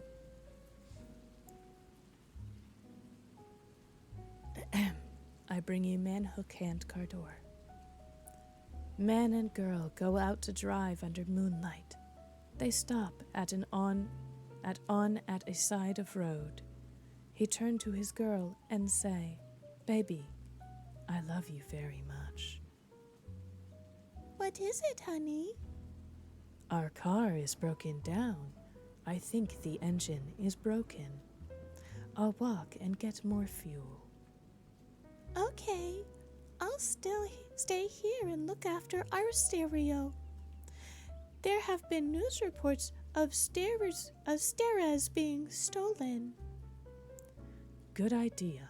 Keep the doors locked no matter what. I love you, sweaty." So the guy left to get full for the car. After 2 hours, the girl say, Where is my baby? He was supposed to be back by now." Then the girl hear scratching sound and voice say, "Let me in." The girl doesn't do it, and then, after a while, she goes to sleep. The next morning, she wakes up and finds her boyfriend still not there. She gets out to check, and man, door, hand, hook, car door. The end.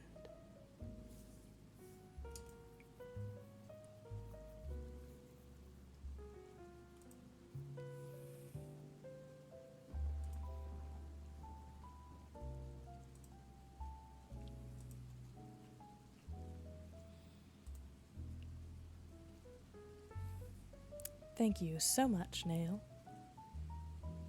Why in the world? Hold on a minute. Oh. It seems like my laptop really is dying. I keep having to refresh to get my stream to show up. It's really unfortunate.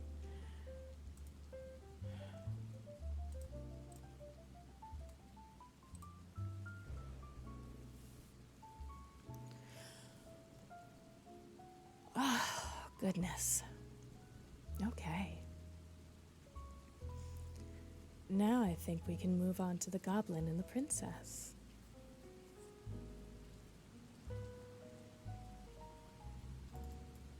Or the princess and the goblin. Sorry, got that wrong because at one point I actually wrote a story for a partner of mine, although he is an ex at the moment. I wrote a story for a partner of mine called The Goblin and the Prince. Guess who was the goblin in the story?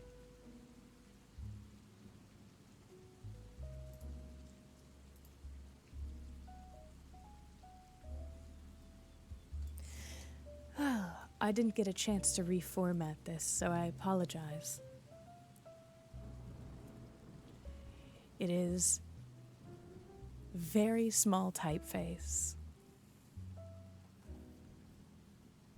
There was once a little princess whose father was king over a great country full of mountains and valleys. His palace was built upon one of the mountains and was very grand and beautiful. The princess, whose name was Irene, was born there, but she was sent soon after her birth because her mother was not very strong, to be brought up by country people in a large house, half castle, half farmhouse, on the side of another mountain, about halfway between its base and its peak. The princess was a sweet little creature, and at the time my story begins was about 8 years old, I think. But she's got old very fast. Her face was fair and pretty, with eyes like 2 bits of night sky, each with a star dissolved in the blue. Those eyes you would have thought must have known they came from there. So often were they turned up in that direction. The ceiling of her nursery was blue, with stars in it, as like the sky as they could make it. But I doubt if ever she saw the real sky with the stars in it, for a reason which I had better mention at once. These mountains were full of hollow places underneath, huge caverns and winding ways, some with water running through them, and some shining with all the colors of the rainbow when a light was taken in. There would not have been much known about them had there not been mines there, great deep pits with long galleries and passages running off from them, which had been dug to get at the ore of which the mountains were full. In the course of digging, the miners came upon many of these natural caverns.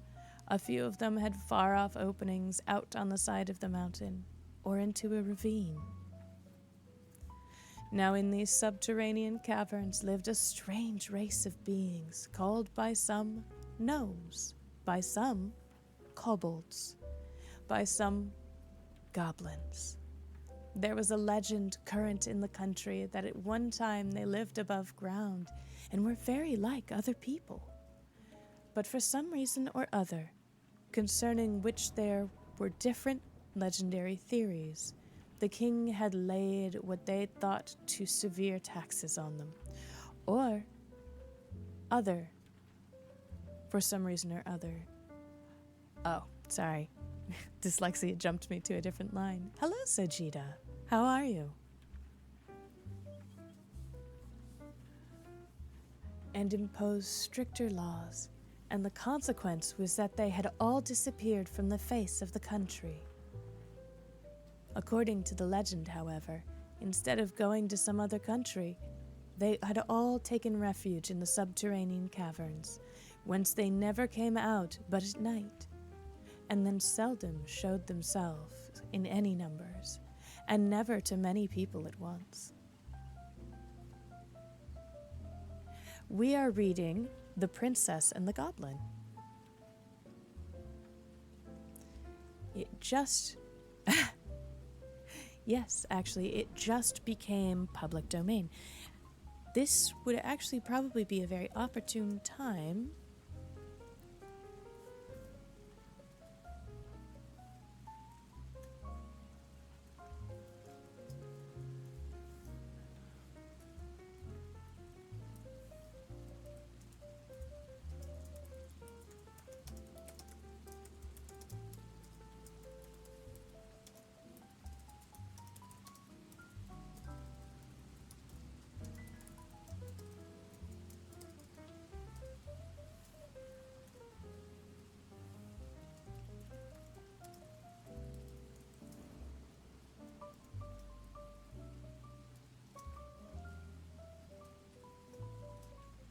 There we go.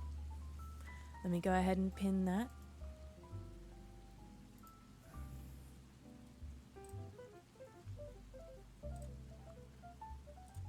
There we are.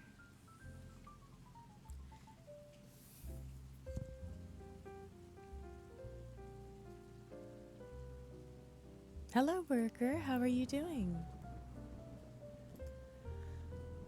We're currently reading. Uh-oh. Where's my water? There it is. Gotta stay hydrated. And you're doing good? That's good. Glad to hear it.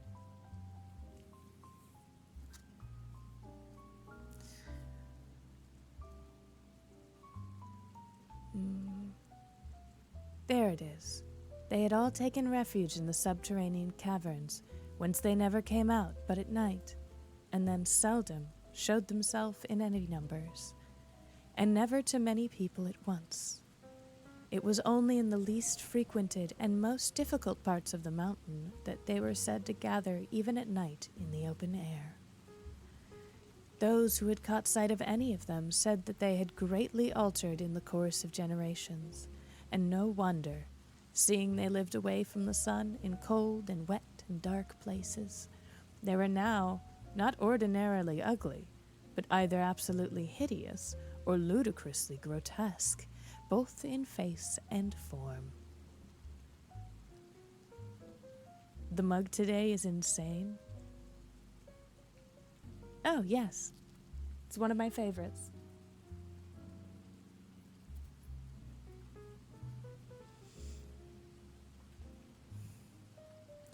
There was no invention, they said, of the most lawless imagination expressed by pen or pencil that could surpass the extravagance of their appearance. But I suspect those who said so had mistaken some of their animal companions for goblins themselves, of which more by and by. The goblins themselves were not so far removed from the human as such a description would imply, and as they grew misshapen in body, they had grown in knowledge and cleverness, and now were able to do things no mortal could see the possibility of. But as they grew in cunning, they grew in mischief, and their great delight was in every way they could think of to annoy the people who lived in the open-air story above them. They had enough of affection left for each other to preserve them from being absolutely cruel for cruelty's sake to those that came in their way. But still, they so heartily cherished the ancestral grudge against those who occupied their former possessions, and especially against the descendants of the king who had caused their expulsion, that they sought every opportunity of tormenting them in ways that were as odd as their inventors, and although dwarfed and misshapen, they had strength equal to their cunning. In the process of time, they had got a king and a government of their own, whose chief business, beyond their own simple affairs, was to devise trouble for their neighbors. It will now be pretty evident why the little princess had never seen the sky at night. They were much too afraid of the goblins to let her out of the house then, even in the company with ever so many attendants. They had good reason, and we shall see by and by.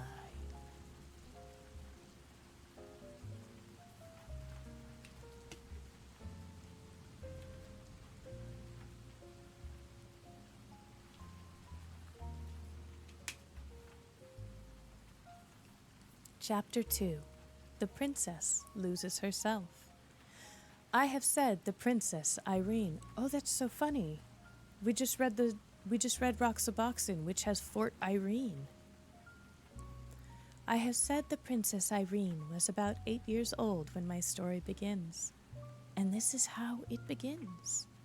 One very wet day, when the mountain was covered with mist. When the mountain was covered with Mitch McConnell. Sorry.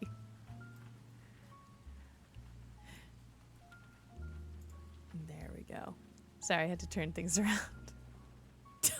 Don't encourage me, please. Let my stupid be bottled away forever. One very wet day, when the mountain was covered with mist, which was constantly gathering itself together into raindrops, and pouring down on the roofs of the great old house, whence it fell in a fringe of water from all the eaves round about it. The princess could not, of course, go out. She got very tired, so tired that even her toys could no longer amuse her. You would wonder at that if I had time to describe to you one half of the toys she had. But then, you wouldn't have the toys themselves, and that makes all the difference. You can't get tired of a thing before you have it. It was a picture, though, worth seeing.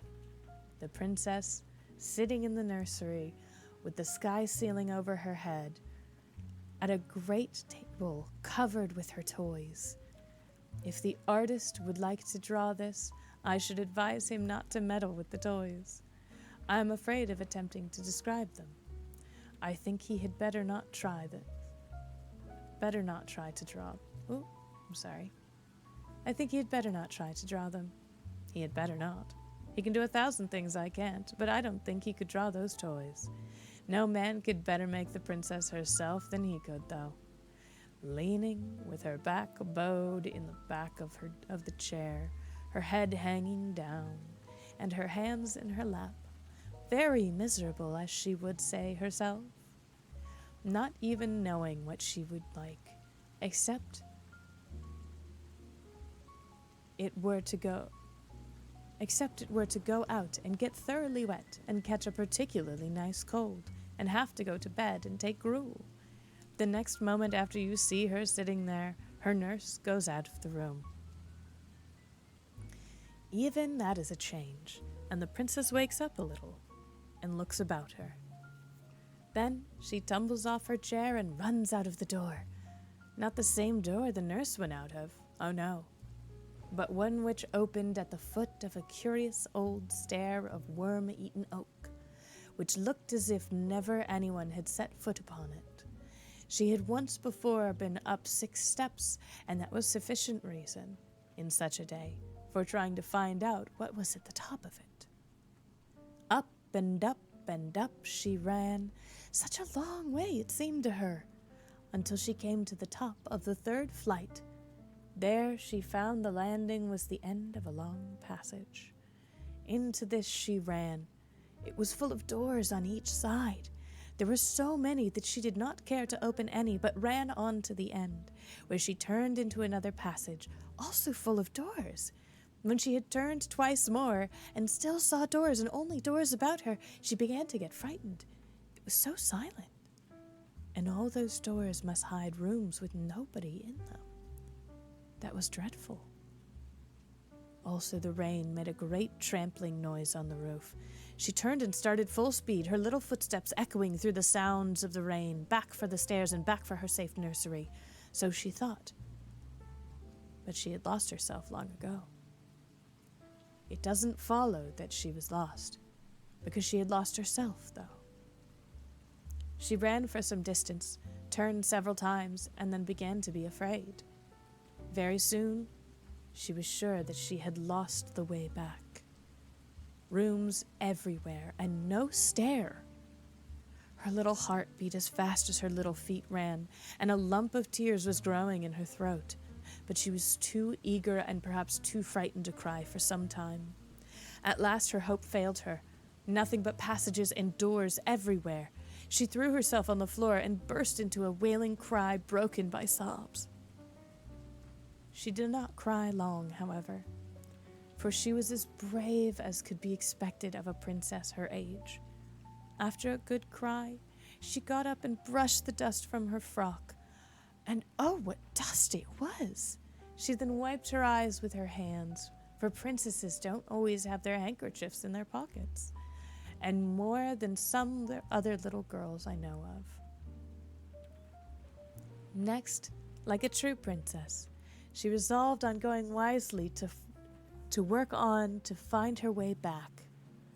She would walk through the passages and look in every direction for the stair. This she did, but without success. She went over the same ground again and again without knowing it, for the passages and the doors were all alike. At last, in a corner, through a half-open door, she did see a stair, but alas, it went the wrong way. Instead of going down, it went up. Frightened as she was, however, she could not help wishing to see where yet further the stair could lead. It was very narrow, and so steep that she went on like a 4-legged creature on her hands and feet. Chapter 3. The Princess and We Shall See Who. When she came to the top, she found herself in a little square place with 3 doors, 2 opposite each other and 1 opposite of her. She stood for a moment, without an idea in her little head what to do next. But as she stood, she began to hear a curious humming sound. Could it be the rain? No, it was much more gentle, and even monotonous than the sound of rain, which now she scarcely heard. The low, sweet humming sound went on, sometimes stopping for a little while and then beginning again. It was more like the hum of a very happy bee that had found a rich well of honey in some globular flower that anything else can think of at this moment. Where could it come from? She laid her ear first to one of the doors to the hearken, if it was there, then to another. When she laid her ear against the third door, there could be no doubt where it was from. It must be from something in that room. What could it be? She was rather afraid, but her curiosity was stronger than her fear, and she opened the door very gently and peeped in. What do you think she saw?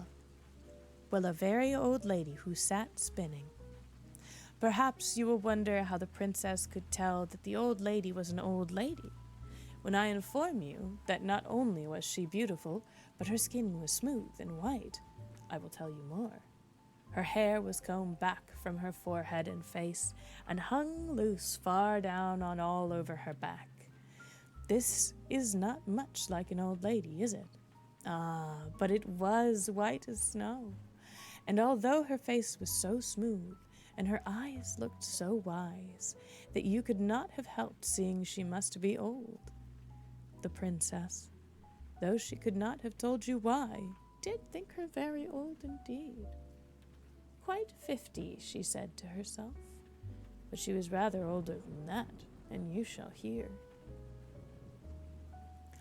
While the princess stared bewildered, with her head just inside the door, the old lady lifted hers and said in a sweet but old and rather shaky voice, which mingled very pleasantly with the continued hum of her wheel, "Come in, my dear.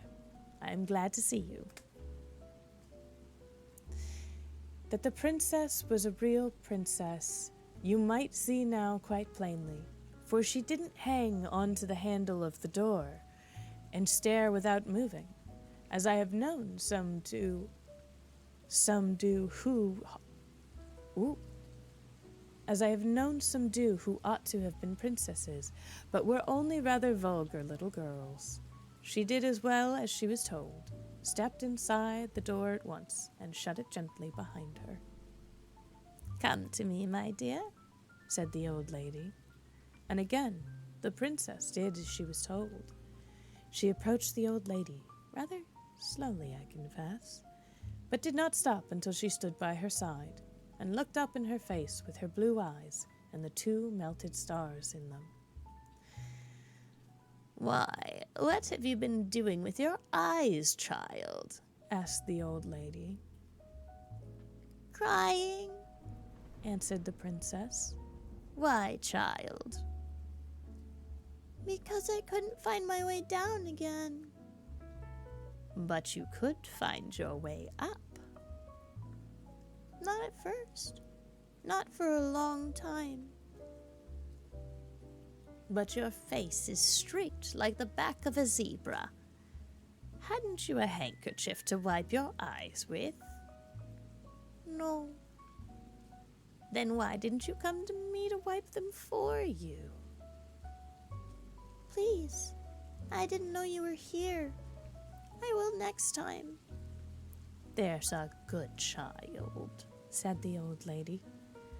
Then she stopped her wheel and rose, and, going out of the room, returned with a little silver basin and a soft white towel, with which she washed and wiped the bright little face, and the princess thought her hands were so smooth and nice. When she carried away the basin and towel, the little princess wondered to see how straight and tall she was, for although she was old, she didn't stoop a bit. She was dressed in black. She was dressed in black velvet with thick, white, heavy-looking lace about it, and on the black dress her hair shone like silver. There was hardly any more furniture in the room than there might have been in that of the poorest old woman who made her bread by her spinning. There was no carpet on the floor, no table anywhere, nothing but the spinning wheel and the chair beside it. When she came back, she sat down and without a word began her spinning once more, while Irene, who had never seen a spinning wheel, stood beside her and looked on. When the old lady had gotten her thread fairly going again, she said to the princess, but without looking at her, "Do you know my name, child?" "No, I don't know it," answered the princess. "Oh, what the fuck?" "My name is Irene." "That's my name," cried the princess. "Oh, I know that. I let you have mine. I haven't got your name, but you've got mine." "How can that be?" asked the princess, bewildered. "I've always had my name."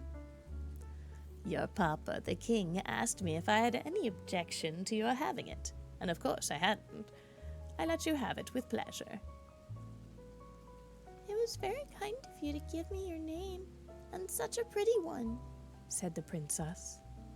"Oh, not so very kind," said the old lady. "A name is one of those things one can give away and keep all the same. I have a good many such things. Wouldn't you like to know who I am, child?" "Yes, that I should, very much."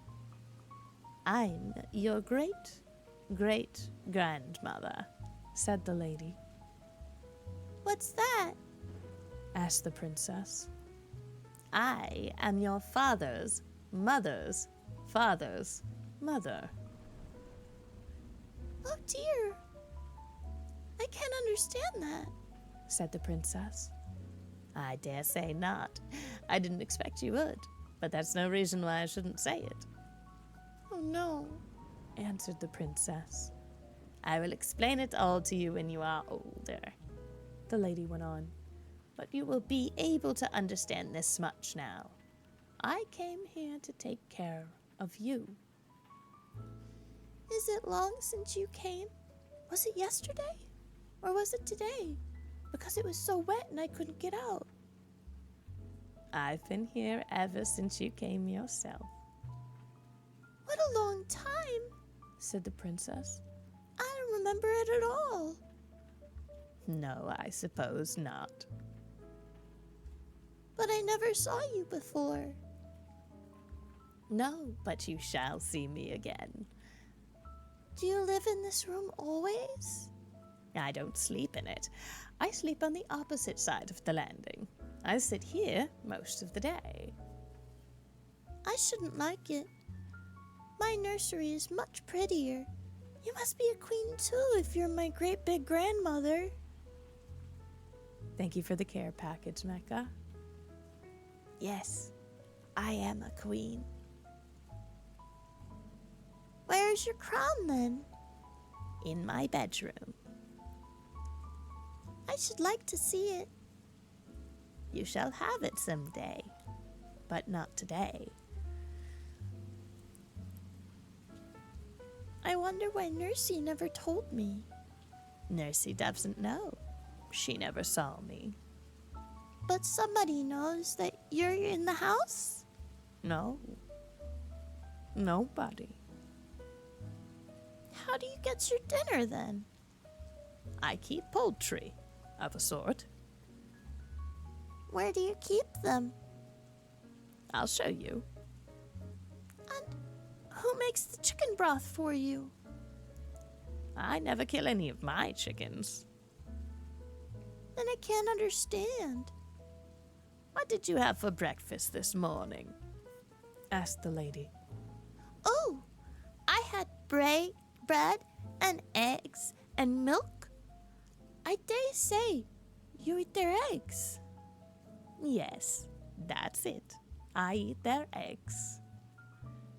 "Is that what makes your hair so white?" "No, my dear, it's old age. I'm very old." I thought so. Are you 50? Yes, more than that. Are you 100? Yes, more than that. I am too old for you to guess. Come and see my chickens. Gonna go ahead and take that sip of water. Everybody take your little care package if you can.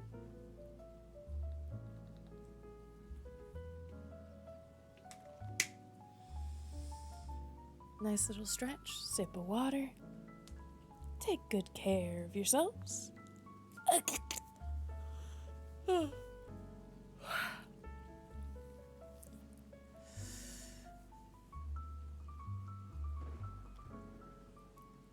Again, she stopped her spinning. She rose, took the princess by the hand, and led her out of the room, and opened the door opposite the stair.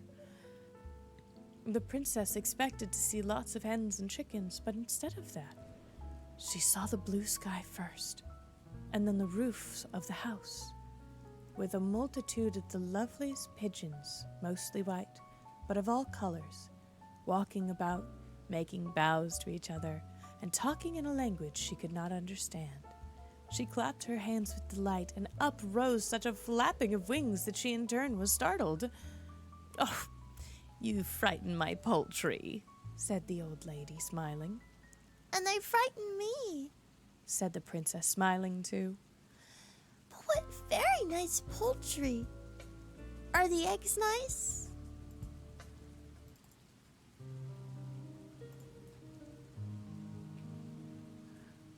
Yes, very nice. What a small egg spoon you must have. Wouldn't it be better to keep hens and get bigger eggs? How should I feed them, though? Oh, I see. Said the princess. The pigeons feed themselves. They've got wings. Just so. If they couldn't fly, I couldn't eat their eggs. But how do you get at the eggs? Where are their nests? The lady took hold of a little loop of string in the wall at the side of the door, and lifting a shutter, showed a great many pigeonholes with nests, some with young ones and some with eggs in them. The birds came in at the other side, and she took out the eggs on this side. She closed it again quickly, lest the young ones should be frightened. Oh, what a nice way! Cried the princess. Will you give me an egg to eat? I'm rather hungry. I will someday, but now we must go back, or Nursey will be miserable about you. I dare say she's looking for you elsewhere. Except here, answered the princess. Oh, how surprised she will be when I tell her about my great big grand-grandmother. Yes, she will, said the old lady with a curious smile. Mind you tell her all about it exactly. That I will. Please, will you take me back to her? I can't go all the way, but I will take you to the top of the stair, and then you must run down quite fast into your own room. The little princess put her hand on the old lady's, who, looking this way and that, brought her to the top of the first stair, and thence to the bottom of the second, and did not leave her till she saw her halfway down the third. And when she heard the cry of her nurse's pleasure at finding her, she turned and walked up the stairs again, very fast indeed for such a very great grandmother, and sat down to her spinning, with another strange smile on her sweet old face. About this spinning of hers, I will tell you more another time. Guess what she was spinning. I'm going to let us go on an ad break, darlings. We will be back in about 3 minutes. See you soon.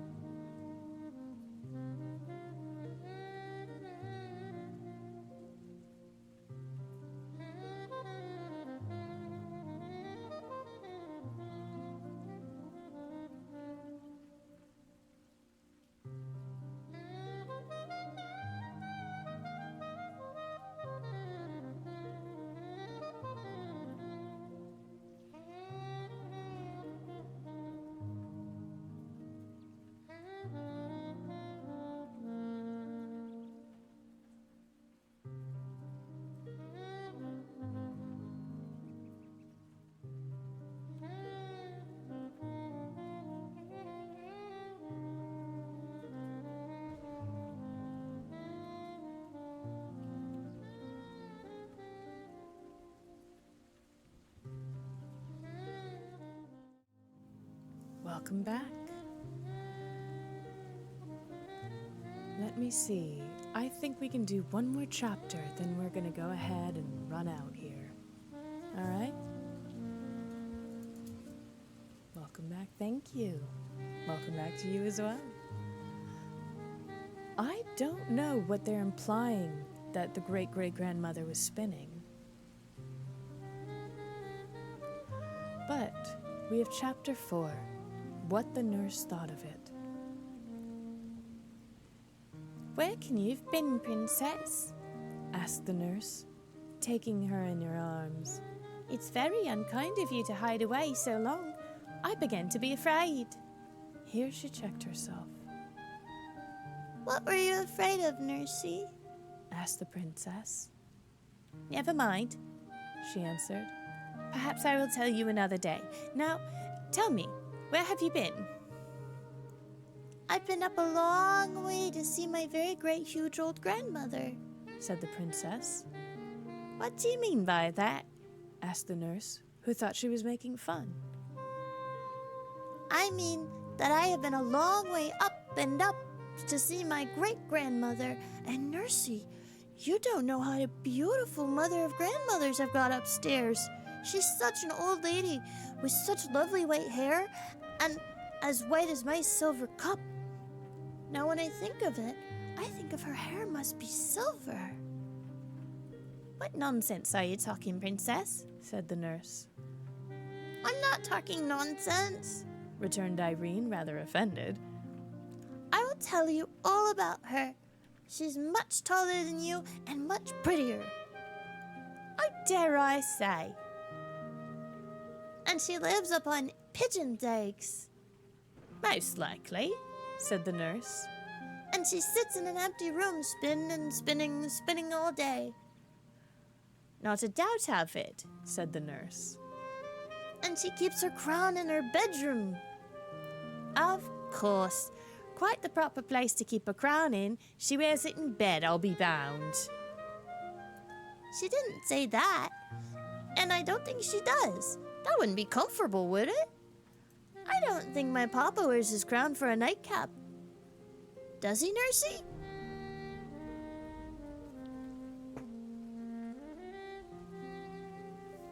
I never asked him. I dare say he does. And she's been there ever since I came here, ever so many years ago. Anybody could have told you that, said the nurse, who did not believe a word Irene was saying. Why didn't you tell me then? There was no necessity. You could make it up all by yourself. You don't believe me then? Exclaimed the princess, astonished and angry as she well might be. Did you expect me to believe you, princess? Asked the nurse coldly. I know princesses are in the habit of telling make-believes, but you are the first I've ever heard who expected to have believed them. She added, seeing that the child was strangely in earnest. The princess burst into tears. Well, I must say, remarked the nurse, now thoroughly vexed with her for crying, it is not at all becoming in a princess to tell stories and expect it to believe just because she's a princess. But it's quite true. I'm telling you. You've dreamt it then, child. No, I didn't dream it. I went upstairs and I lost myself, and I hadn't found the beautiful lady. I never would have found myself. Oh, I dare say. Will you just come up with me and see if I'm not telling the truth? Indeed, I have other work to do. It's your dinner time, and I won't have any more such nonsense. The princess wiped her tears, and her face grew so hot that they were soon quite dry. She sat down to her dinner, but ate next to nothing. Not to be believed does not at all agree with the princess.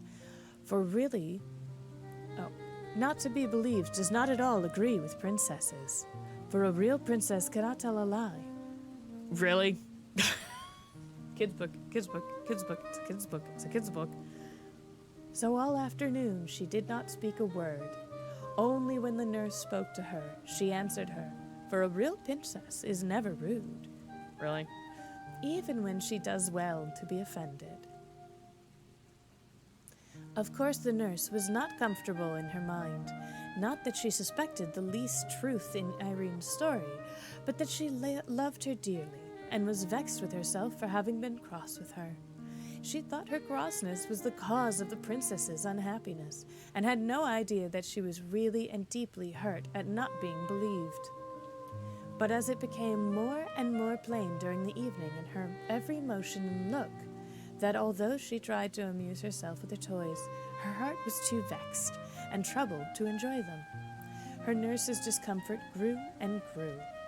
When bedtime came, she undressed and laid her down, but the child, instead of holding up her little mouth to be kissed, turned away from her and lay still. Then Nursey's heart gave way altogether, and she began to cry. At the sound of her first sob, the princess turned again and held her face to kiss her as usual, but the nurse had her handkerchief to her eyes and did not see the movement. Nursey, Said the princess. why won't you believe me? Because I can't believe you, said the nurse, getting angry again.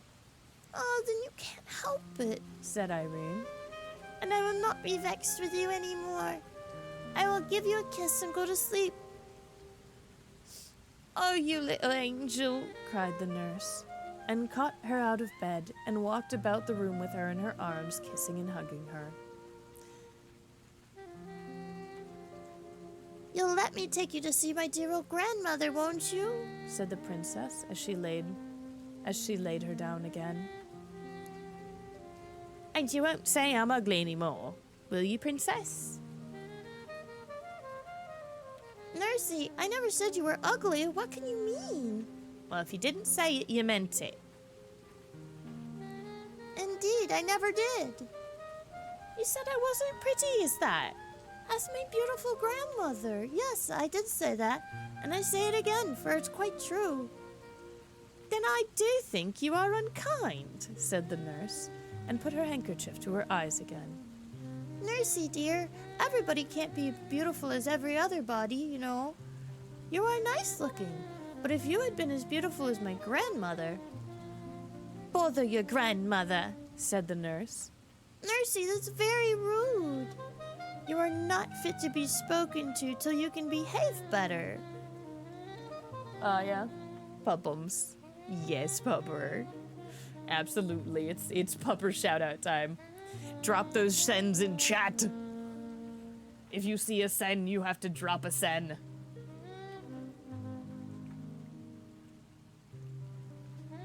Oh, I dropped a heady. Wasn't my intention. See, like that. You gotta drop sens in chat when you see the sen. Hi, baby. What's going on? I do one more chapter and then you go on a walkies, okay? One more chapter and then we go walkies. Okay? What up, Bubba? What up, Bubba? What up, what up, what up? What's up, baby? What's up, baby? Who's your baby? Huh? Oh, we can put your collar back on you.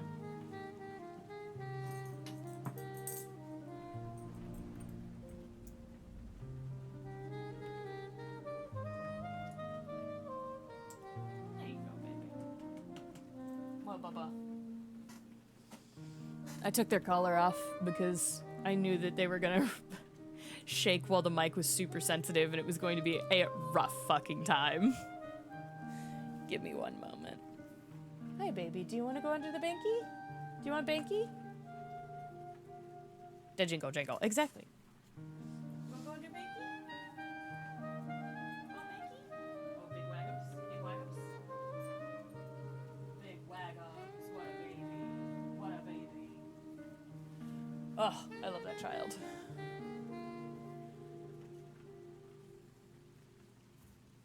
All right.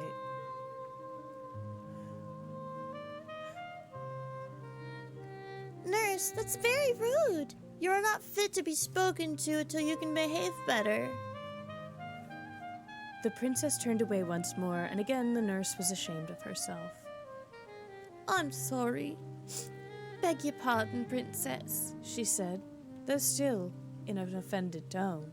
But the princess let the tone pass and heeded only the words.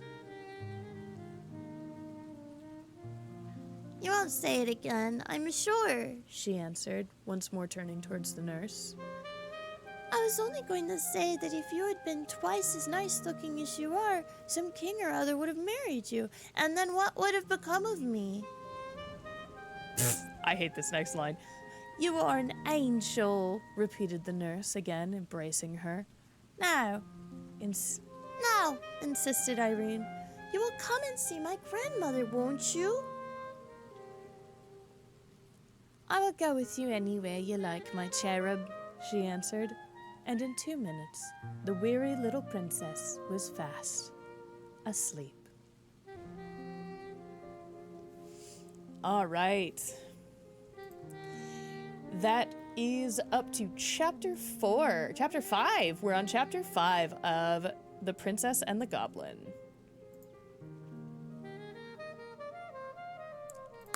Go ahead and pop that off. Go ahead and unpin this. Actually, I'll leave it up so if y'all want... let me pin this up. So if you all want, you can go check out the story yourselves. I think that once again, we are going to go ahead and raid into Samhain. Sorry, excuse me. Blah. Good lord.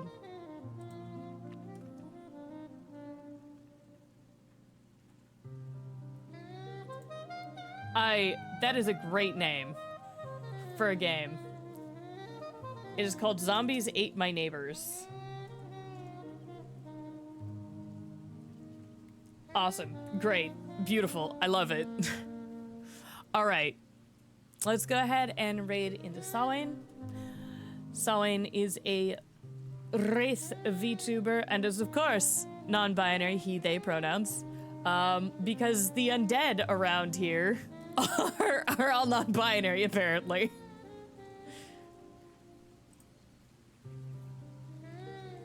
Let me get you all those raid messages. All right. Go ahead and grab your you-appropriate raid message, darlings. Grab those you-appropriate raid messages, and let's go on and chug over to Samhain's.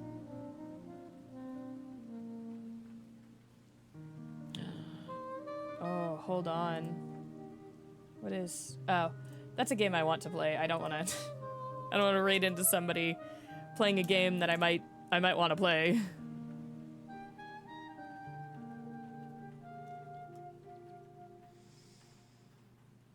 All right.